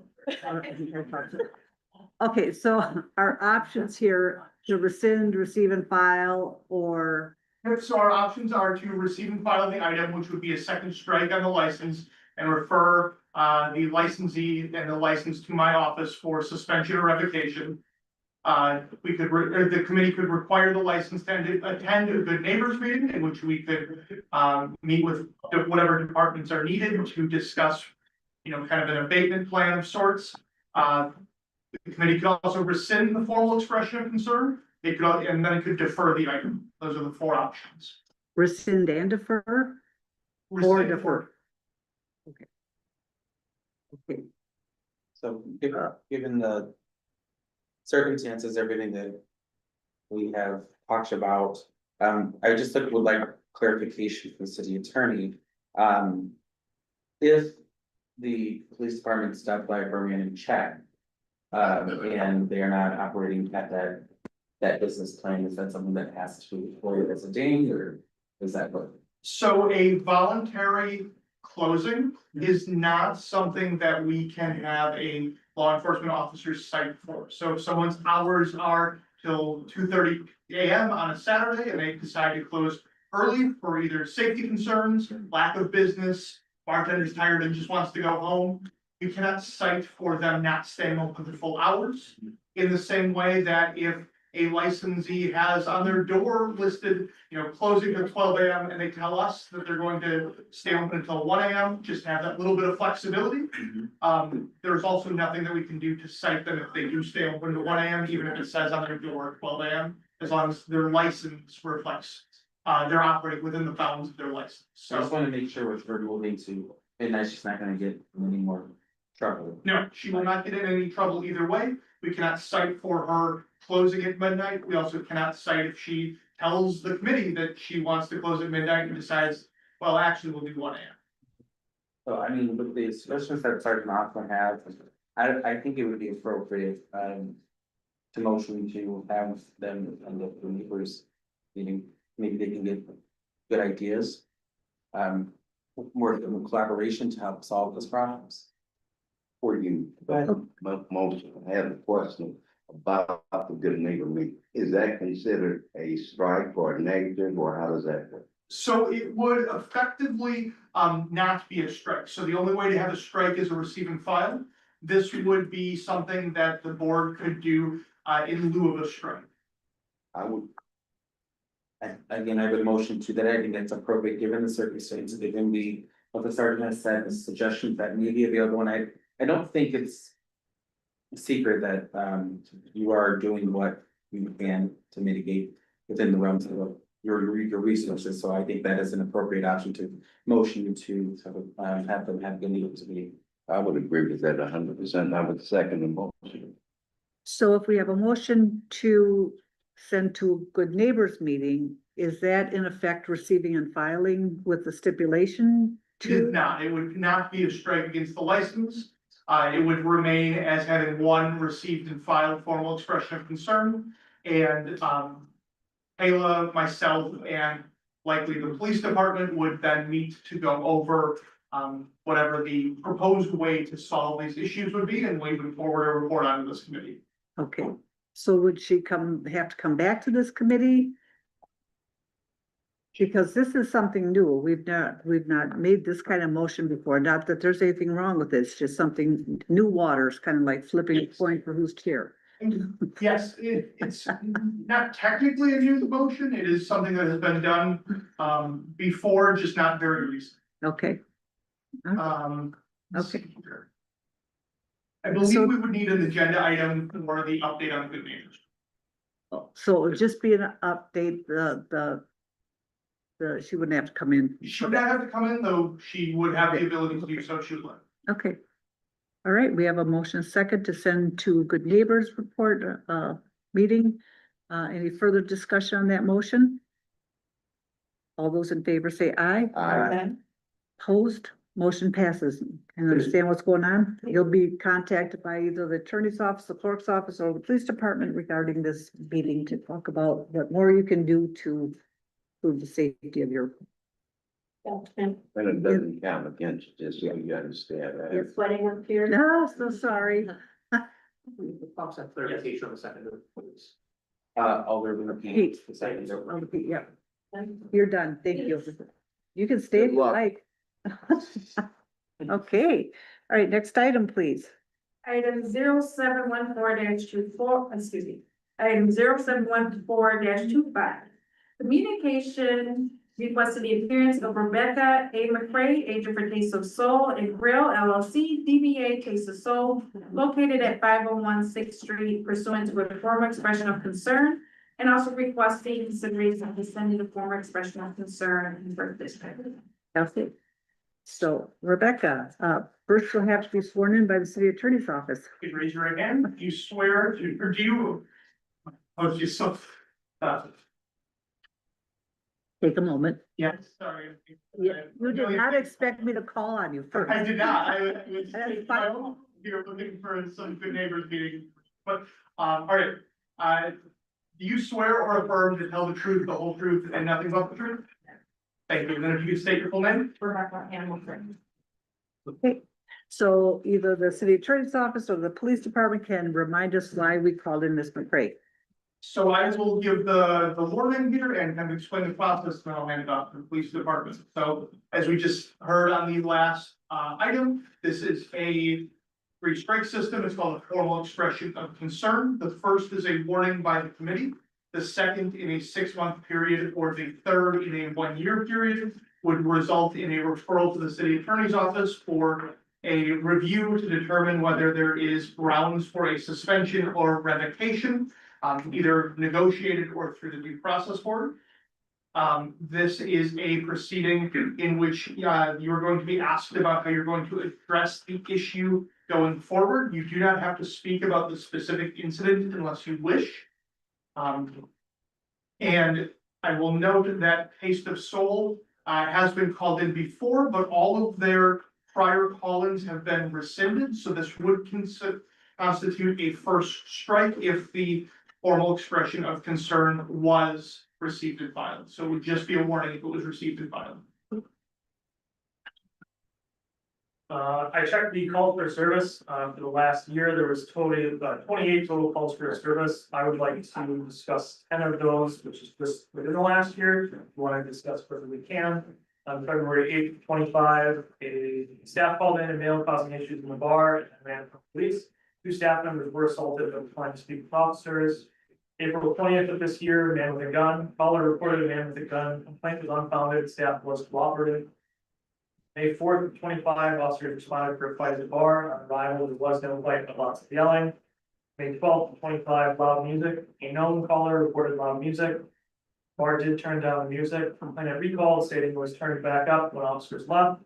As officers re-arrived, bar was closing.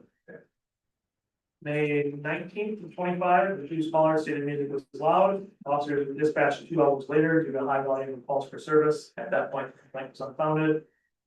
June 1st of 25, assault report, male called in from a residence, reference being assaulted at the bar earlier. June 22nd of 25, loud music, refused caller reported the bar's music was too loud. As officers were responding, it was turned down, canceled the call. June 29th to 25, loud music, refused caller reported bar music was too loud for him to sleep. This is the reason why we're here today. The door was open past 11 o'clock, which is against the ordinance. Speaker system was noted to be set up by the door and facing the door. Patrons were inside smoking hookah, and there was nobody with an operator's license on scene. The bar was cited on that occasion. July 18th, there was a fight. There was an argument inside of the bar. Patrons went outside and the fight ensued. The victim pressed charges. The staff at that moment did not have access to the video. It should also be noted that on July 24th, there was shots fired. The bar did notify us of shots fired. They happened at that intersection, but it's unknown if either the victim or the suspect were in the bar prior to the shooting. Okay. Okay, so I believe the reason that you were called in was the lack of license for your bartender. The calls, even though they're a known caller, and for the loud music that has happened on at least 4 occasions, and the hookah. Yeah. And so what would you like to tell us about those incidents? So for the noise complaints, it is generally, I believe, the same neighbor. Normally it's on a Sunday. What I have done, just recently, so we have a DJ on Sundays. We've always had one on Sundays. I've been open almost 4.5 years.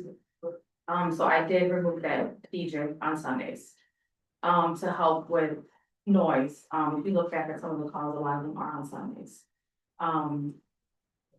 As far as that specific night, the door was open because it was hot in there, but I do understand that it is an ordinance and I do have to make sure that it's shut. The AC does not work very well, so it was just very hot in there. Now, as far as the shots fired, I do have the video, not that you necessarily need it, but that was not anybody in my establishment. So I do have a video from that, because I did want to, make sure what was going on with that. And as far as the bartender, so I do know that I do have to be on the premise that the bartender does not have their license, and I was there earlier. I left ill, but I understand that's still my responsibility to make sure that either I have somebody there, or I would have, or shut down, because of that. So I did have a staff meeting, in regards to everything that we're talking about, just to make sure everybody's on the same page. And I did require that, all my staff get their bartender license. The 2 that didn't are not on the schedule anymore, and that's just, I know that I can be there and they can still work, but that's just something I'm doing, so I don't run into this issue again. Just, to cover myself and, make sure that, I'm not here again for any of these same issues, that's all. And then the other issue regarding hookah? Oh, so the hookah, yeah, so I was always under the impression it can be like the nicotine free, so it's like herbal shisha is what we use.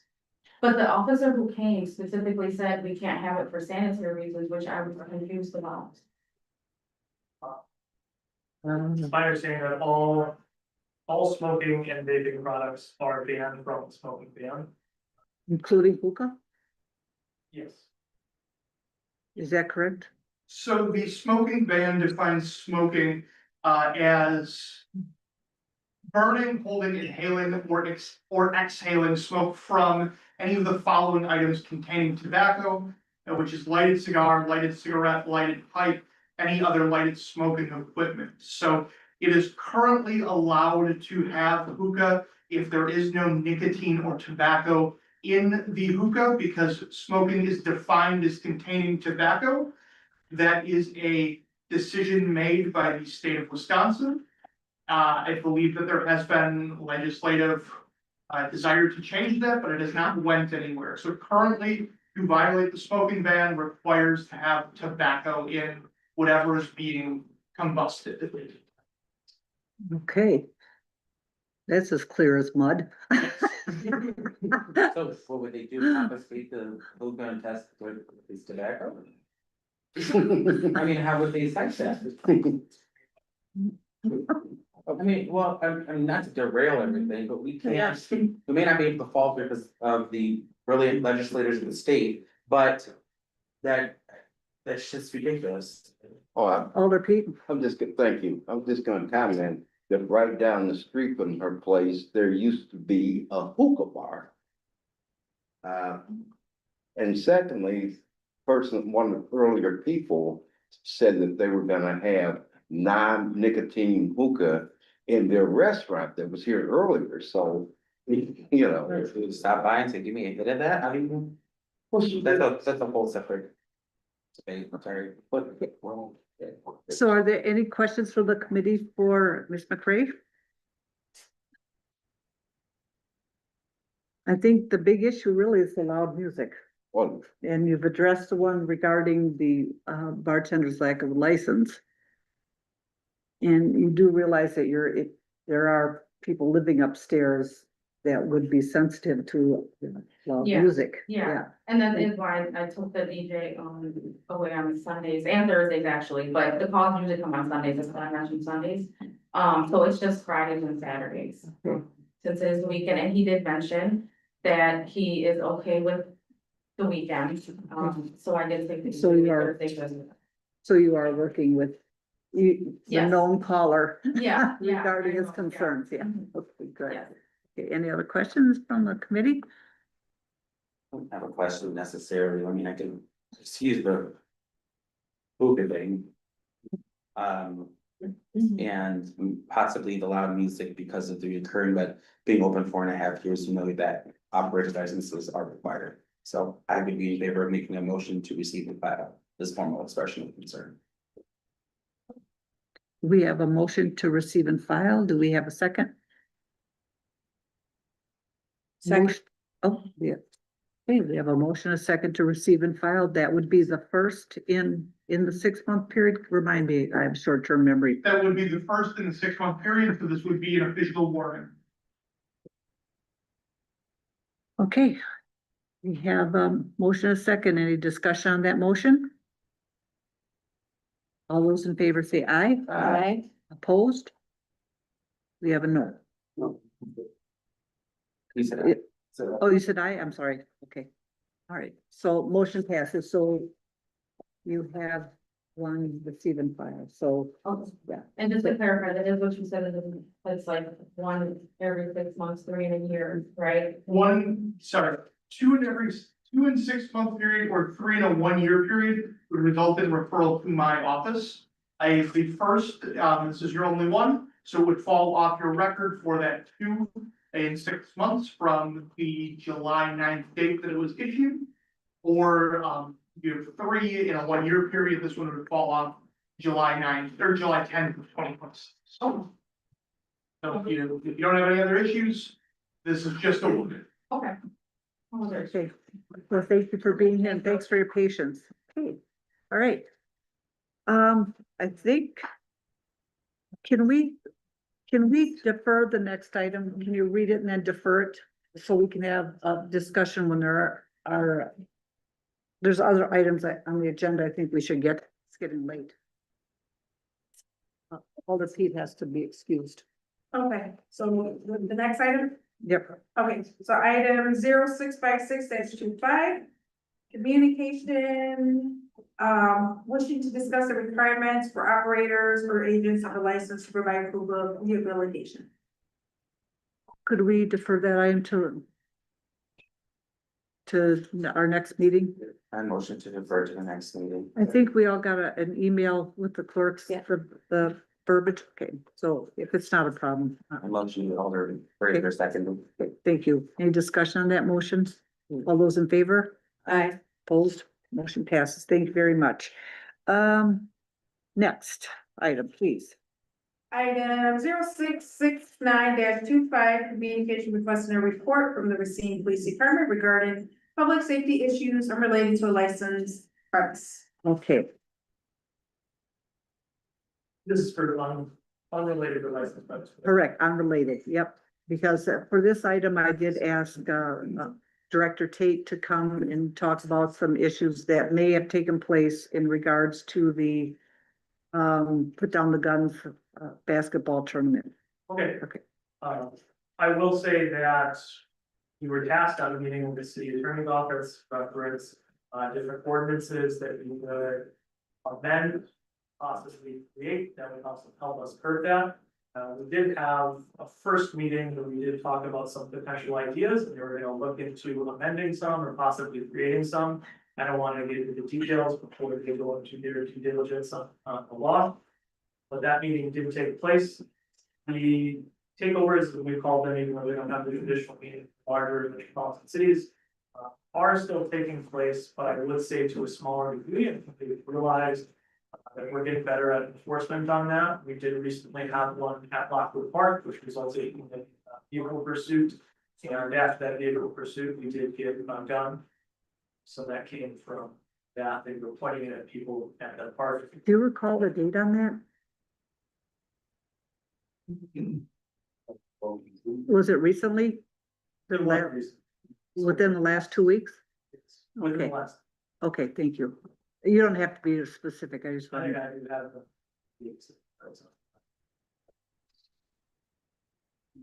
So fastidious. Sounds Okay. We've had another one at 16th and Murray. It's the same thing, but just going around with different style and that's getting out of their car and causing quality of life issues in the neighborhood. But we have been diligent, different ships have been in communication with each other in order to try to stop it. And then I do have, for the Cesar Chavez Center where we went to the large disturbance. I did ask around about it. There was no official crime committed during that. It was something that did require a police presence in order to quell the two different sides that were arguing.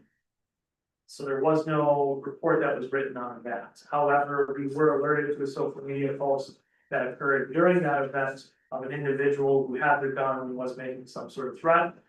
Police officers were able to locate that person and they did arrest them for possession of firearm by felon. So that has been handled. Okay, so I think it is that video that was posted on, I believe it was a city employee's Facebook page regarding that incident that took place during the put down the guns event that I invited Mr. Tate in for. Did you get any reports? Do you have anything you would like to tell the committee about any public? Sure, so we're sponsoring the event, part of our sponsorship. Would you mind coming up? Sure. I'm sorry.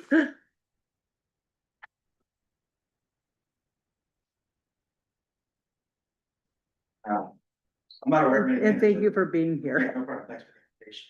Although, you know, the subject might want to follow open records and public meetings, because this isn't necessarily noticed, but I'm happy to engage in the conversation. Well, it actually is publicly noticed because it's the public safety issue that we invited you in on. That's there. But the agenda item says specifically report from RPB, so. But that's okay, I'm happy to discuss. So we sponsor the event by both the space reservation costs and then also for security services. So part of the reasons that we wanted to be involved is that we, you know, I saw it last year, saw the benefits of the league and bringing together particular segments of the community in a healthy way. But we also saw an absence of security. So we are funding the law enforcement that is there every weekend this year. But from what I understand, and I'm not sure what you're referencing in terms of a video posted by the city employee. Would the city police department like to enlighten Mr. Tate as to what that video is? The deputy chief of our investigator bureau did send out a Facebook live video from the suspect. Where they did make some sort of threat stating they would not put their gun down. And did display their gun. And that individual was later arrested? Yes, they were arrested and firearm was. So the DZ shared your post. Deputy chief, well, she didn't share it on Facebook, she shared it internally. Okay, yeah, that I believe before you said something, sure, I hope so, I was thinking on social media, so I wasn't familiar with that. But as far as what I understand, what occurred, particularly what kind of set the tensions off, was that in the last several weeks, there's been an individual back in the community who's been gone for several years, who was acquitted for a homicide back in 2022. This person showed up at the event, and some people in the room who were loved ones of the victim got wind of it and that kind of set the tensions off. But ultimately, you know, there's police on site, for good reason. That's why we have them there, is to try and quell, because we know the population that we're trying to engage with this particular event are, do have tensions existing, especially the north side, south side piece. This was the first time that the league attempted to, perform on the north side of the city, as a part of trying to bring together disparate sides. Unsuccessfully, unfortunately, in terms of, you know, for the day. But we do understand that was kind of the precipitating event, was that person arriving, and that was not an anticipated arrival. Otherwise, it was the first time it was also an indoor version of it. So we have met subsequently to discuss, both with Senator Ortiz, who's the lead COP officer, and also the one who's kind of organizing law enforcement at these events every Sunday, to discuss what that would look like if it happens, if an indoor version of the league happens again this year, what sort of planning needs to be in place, what additional volunteers need to be present, recognizing the inside and outside dynamics that otherwise don't exist at its current location at the John Bryant Center, where it's just exclusively outside, which is different to manage. So we've addressed all those things, as well as providing some additional expectations of the lead organizer for the event, to say that, you know, you gotta be considering these things, planning ahead, having meetings with law enforcement and security staff, as well as the facilities, if they're going to be indoors. But also, you know, recommitting to kind of the original purpose of it, which is focusing on the nonviolence aspect, healthy and safe children to come and watch basketball on Sunday afternoon. So kind of reiterating those expectations, but also providing support to make sure that the event is safe and welcoming for anybody who wants to attend. So was there a feeling that there were safety concerns that you had that? Well, I think you kind of say like why you have security services in the first place, is that correct? What your question is? I mean, well, when I went there last year and saw, I was like, you know, this is good, but it seems lacking in terms of some structures that should be in place to either address things that could arise, but also as it continues to grow as a public event, which Parks and Recreation has deemed it as, that means that there are some other expectations that come with that and should come with that, to ensure safety for everybody in attendance. So this event was sponsored by the Department of Community Safety, correct? This year, yes. This year, and in the future, the same event will be sponsored by Park and Rec? I can't say what the future may entail. Okay. Just Parks and Recreation, as of last year, started deeming the event, because this is the 5th year it's existed. But last year it started deeming it as a public event, which means it comes with some different expectations and standards. Okay. Any questions from the committee members for Mr. Tate regarding that particular event? And thank you so much for being here and for being so patient. Sat here for an hour and a half. It's a throwback. It's a throwback, yeah. But I think, you know, again, this past weekend, or 2 weekends ago, also a recommendation coming out of that was to take a week off. Both because the tensions that just existed in that space, but also some of the tensions and the grief that actually exists in our community right now because of some losses. We want to give the community a chance to breathe, and not, you know, to actually, for people to feel the pain that they're feeling, navigate that, and ultimately, you know, have an opportunity to come back to this space and celebrate something, as opposed to this very, you know, heavy time that people are going through. Okay, and before you leave, I want to ask from the city attorney's office, because you raised the issue about, is this in violation of open records? Because this specifically was not on the agenda. So I'd like to hear from the attorney's office if we're stepping into some area we should not be, to have a discussion about an event that took place that had some safety issues arise. So it is, I would say, on the outer bounds of what a no properly noticed agenda item is. There's a general prohibition against generic agenda items like old business, new business, miscellaneous agenda revisions, things like that. The state law prefers to use as direct language as possible about each item. And let's see here, I'm pulling up the exact statute of what is required. But it has to give fair notice to the public about what is being considered for each agenda item. So whether this could be considered fair notice or not, I'm not gonna speculate about, but it could be written a little tighter. I think it is at a minimum giving notice about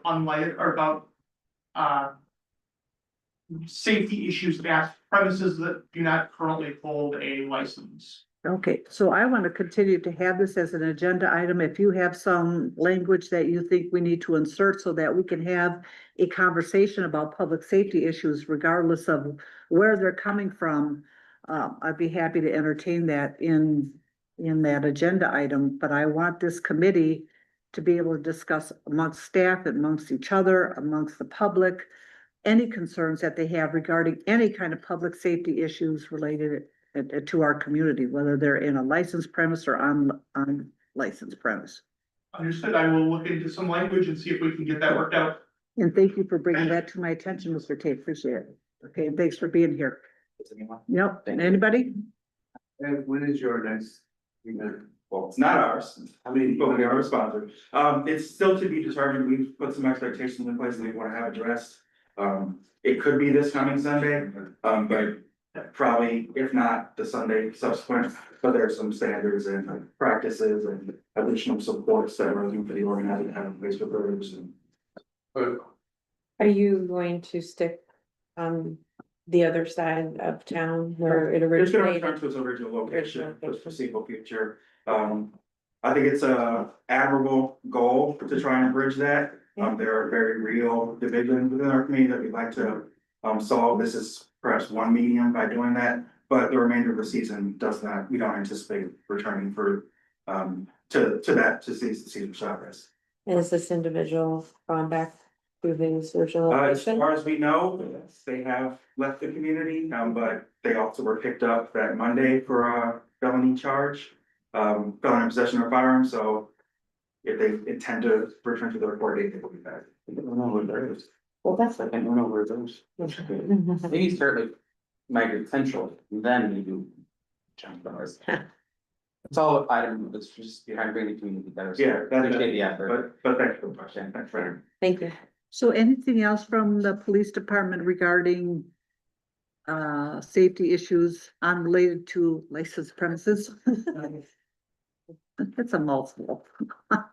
Nothing else. Anything from the committee? Any questions, comments, concerns?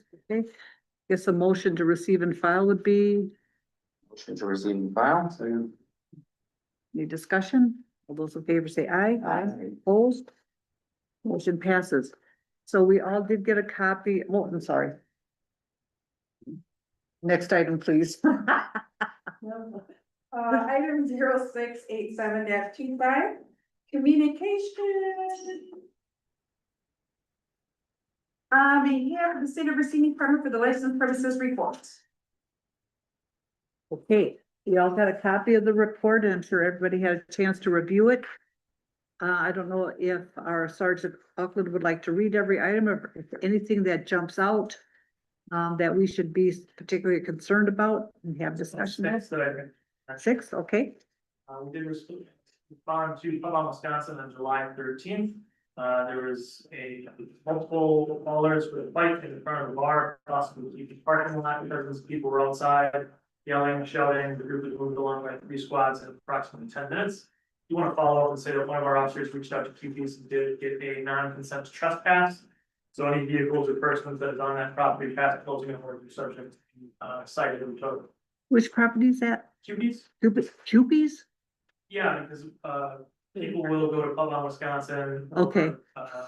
They just park at Pub on Wisconsin, park at QP, Gotcha. not go to Pub on Wisconsin, which is next time the bars sometimes. Yep, So they'll just utilize that parking lot. QP says we don't consent to that. okay, gotcha. We already discussed Grand Lux on the 14th. There was a shooting outside of Rojo's Pub. The victim was inside prior. He was shot in the foot and then went back into the pub afterwards. It was a known party, and I believe he was arrested today. The suspect was.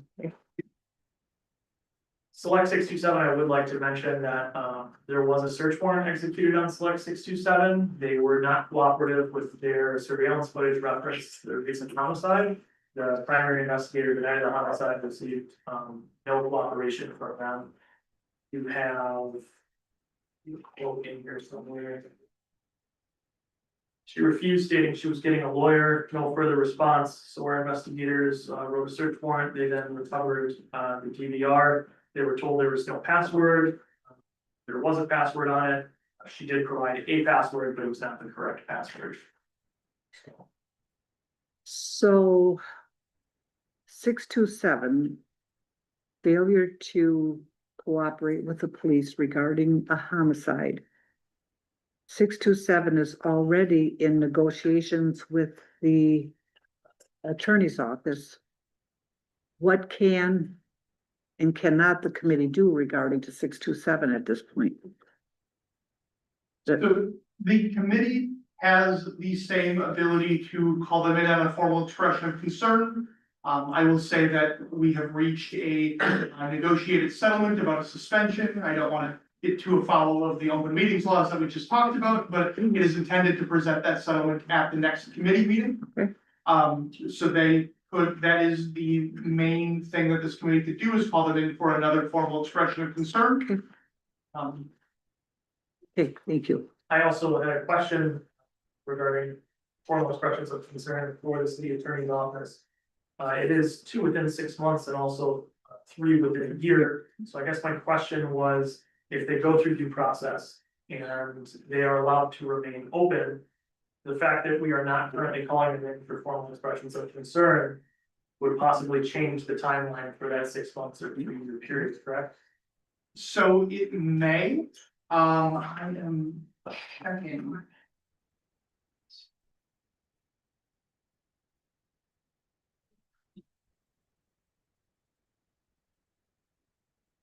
I guess that my point is that if we don't give them a formal expression of concern, if the committee does not give them a formal expression of concern, that if they remain open after the due process, it would be a much shorter gap for them.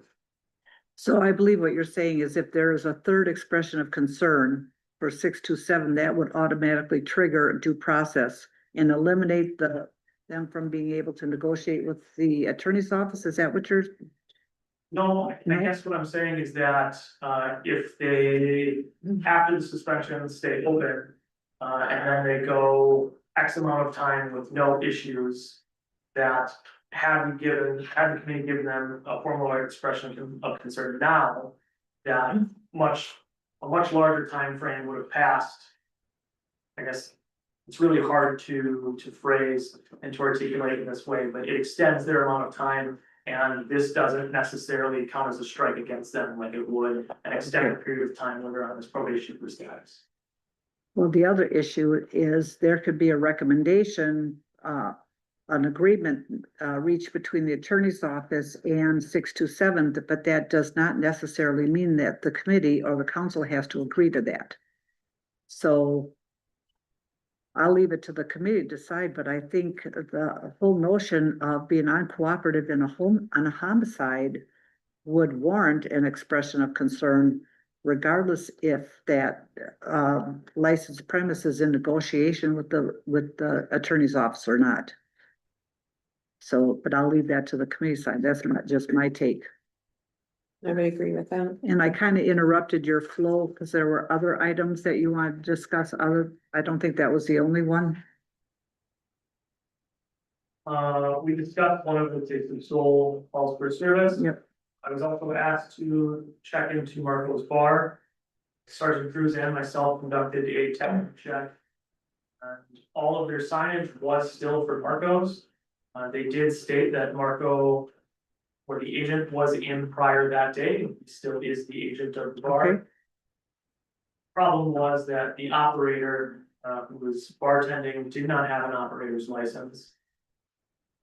They stated they lived really close. I said, can you go and get your operator's license? They came back, they weren't able to find it. I told them they would have to close if they did not find someone. They were able to have a bartender come in, and the bartender did. A bartender did arrive, so we did not have to shut them down for the night. We had a valid bartender's license. Okay.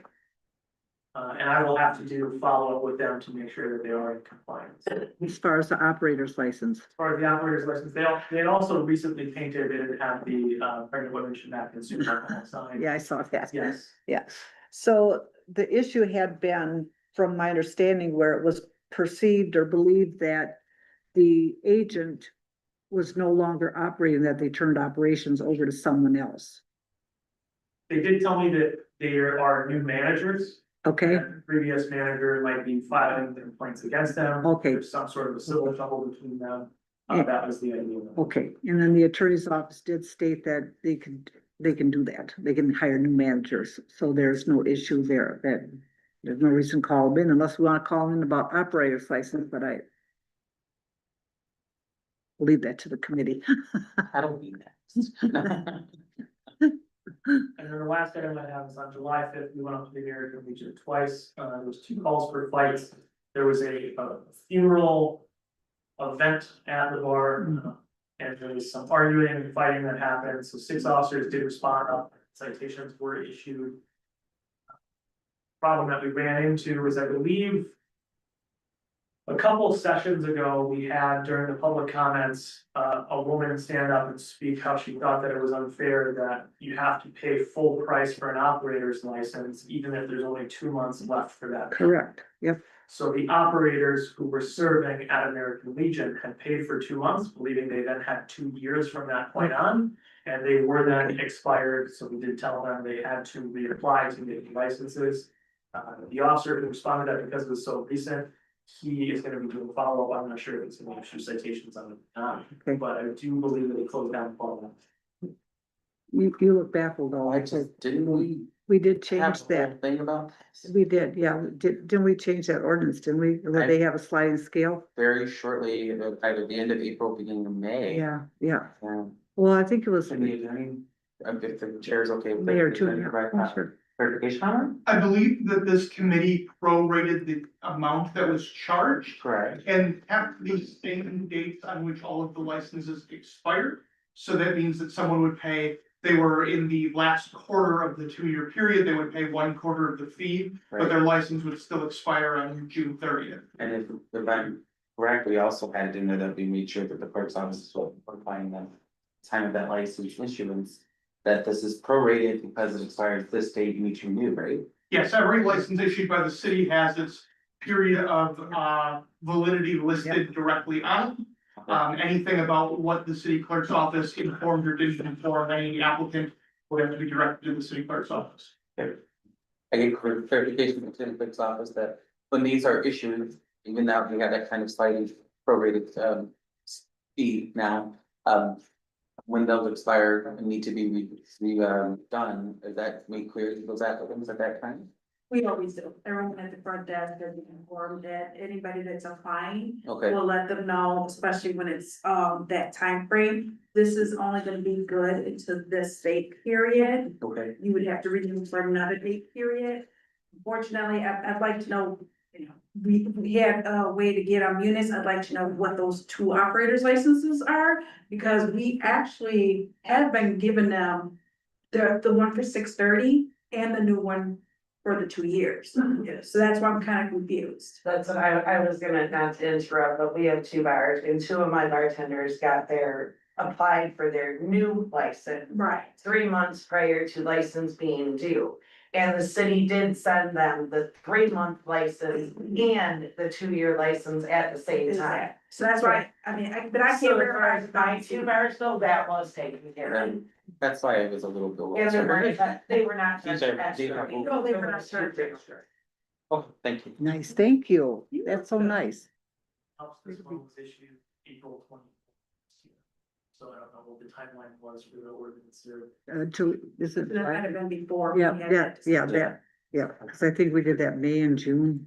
But Yeah. even so, that would just affect the prorated amount they would pay, not the fact that they were told this license expires this Yeah. date, Right. right? Yeah, Right. and on the license, it actually gives them the expiration date. Thank you. That's all for now. That's all?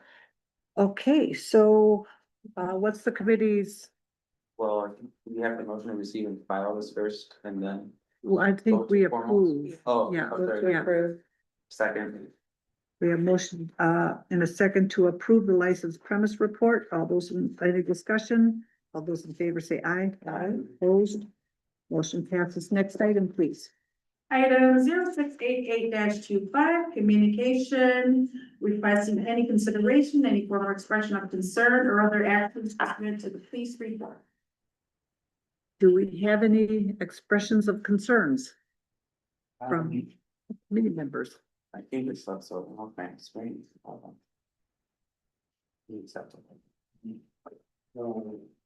Or select 627. In their not cooperating with law enforcement investigation. So we have a motion to bring in 627 for a expression of concern. Any others to add to that? Or do we do them individually? I think we did. Okay, so we have motion. Do we have a second for 627? Second. Motion a second. Any discussion on that motion? I have a little bit of a hard time because it is within their rights to deny. You know, and that's why we have that process of getting the search warrant. So I think we're kind of on a slippery slope here, it's just my opinion. Okay, can the police department clarify? I know that a warrant was, or a search warrant was issued, and that was after the warrant that the wrong password was provided? It was, and they do have constitutional rights, obviously, that they can maintain, but I would ask the city attorney's office, they could also come up and choose not to answer any questions, correct? Yes, so there is no requirement for the license holder to address the specifics of the incident. The formal expression of concern would only be required to discuss how they're going to change going forward to be a good license holder. So they would not have to discuss the specifics if they did not choose to. So all we could really bring them in is discuss if they would cooperate in the future, should an incident arise that they have on film, that they're gonna cooperate with Right, it. I just don't think Yeah. it's necessary to do that, considering that they're in their own separate. You know, situation right now with this attorney's office, and again, you could bring them in, but they don't have to answer anything, and they already had the search warrant issue. So that would be my issue with the motion, but my colleagues can vote for the choose. Okay, I would say given recent events, so, like that's a big red flag for me, okay. is, and if something happens in the future where this behavior continue to happen, then just bring them in for them to tell us how they would do a better job, I guess, in controlling their bar and the safety concerns that they put in place is something that I would like to hear. If I could, Madam Chair, just for a point of clarification from the city attorney, we call them in for a formal expression of concern for this specific item, okay? Let's say we vote to receive and file that formal expression of concern, where does that impact from? So there is not really a next step after that. There is only the 2 and a 6 month, 3 and a year referral to the city attorney's office. There also is no cap on the number of times you can call someone in on a formal expression of concern.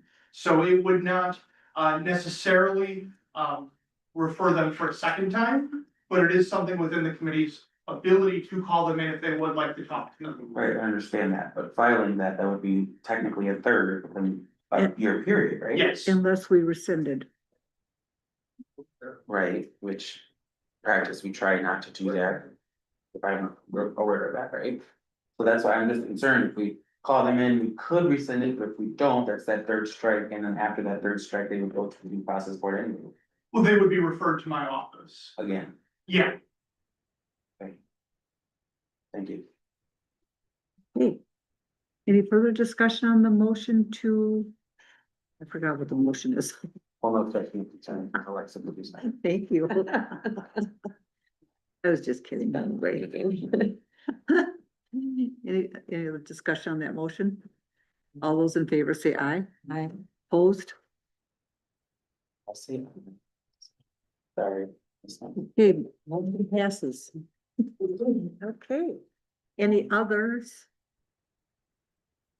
I would motion to file a formal expression of concern for Marco's Bar being unable to provide a license as well.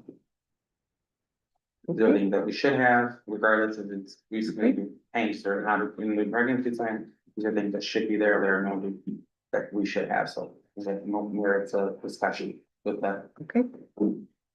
So we have a motion. Do we have a second for Marcos? So We have a motion, a second to bring in Marcos for a formal expression concern. Any discussion on that motion? All those in favor say aye. Aye. Opposed? Motion passes. So now I think we have to go back just for the two deferrals on the agenda on page 3. That would be.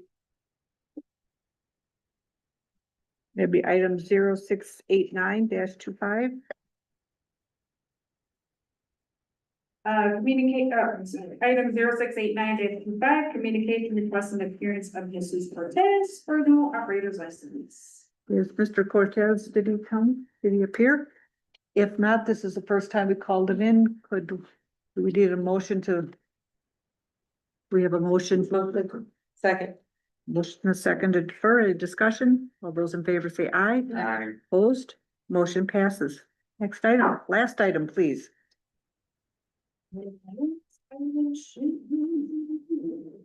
That's 0691.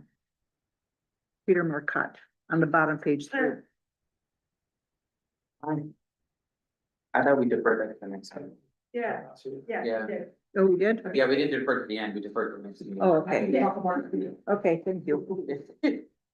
So, the other thing we deferred was a discussion regarding the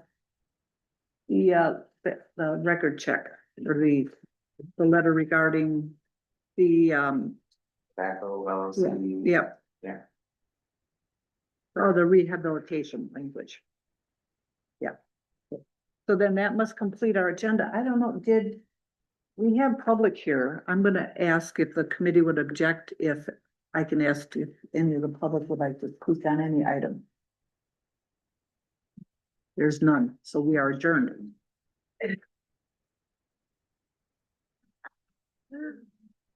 All righty.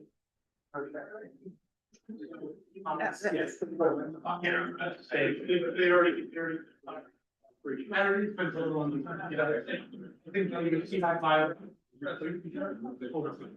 Yeah, but They probably have to be like around. I got clock and time. There's a regard. I know, we got all the way to the evening. This done? Oh, I. My name is.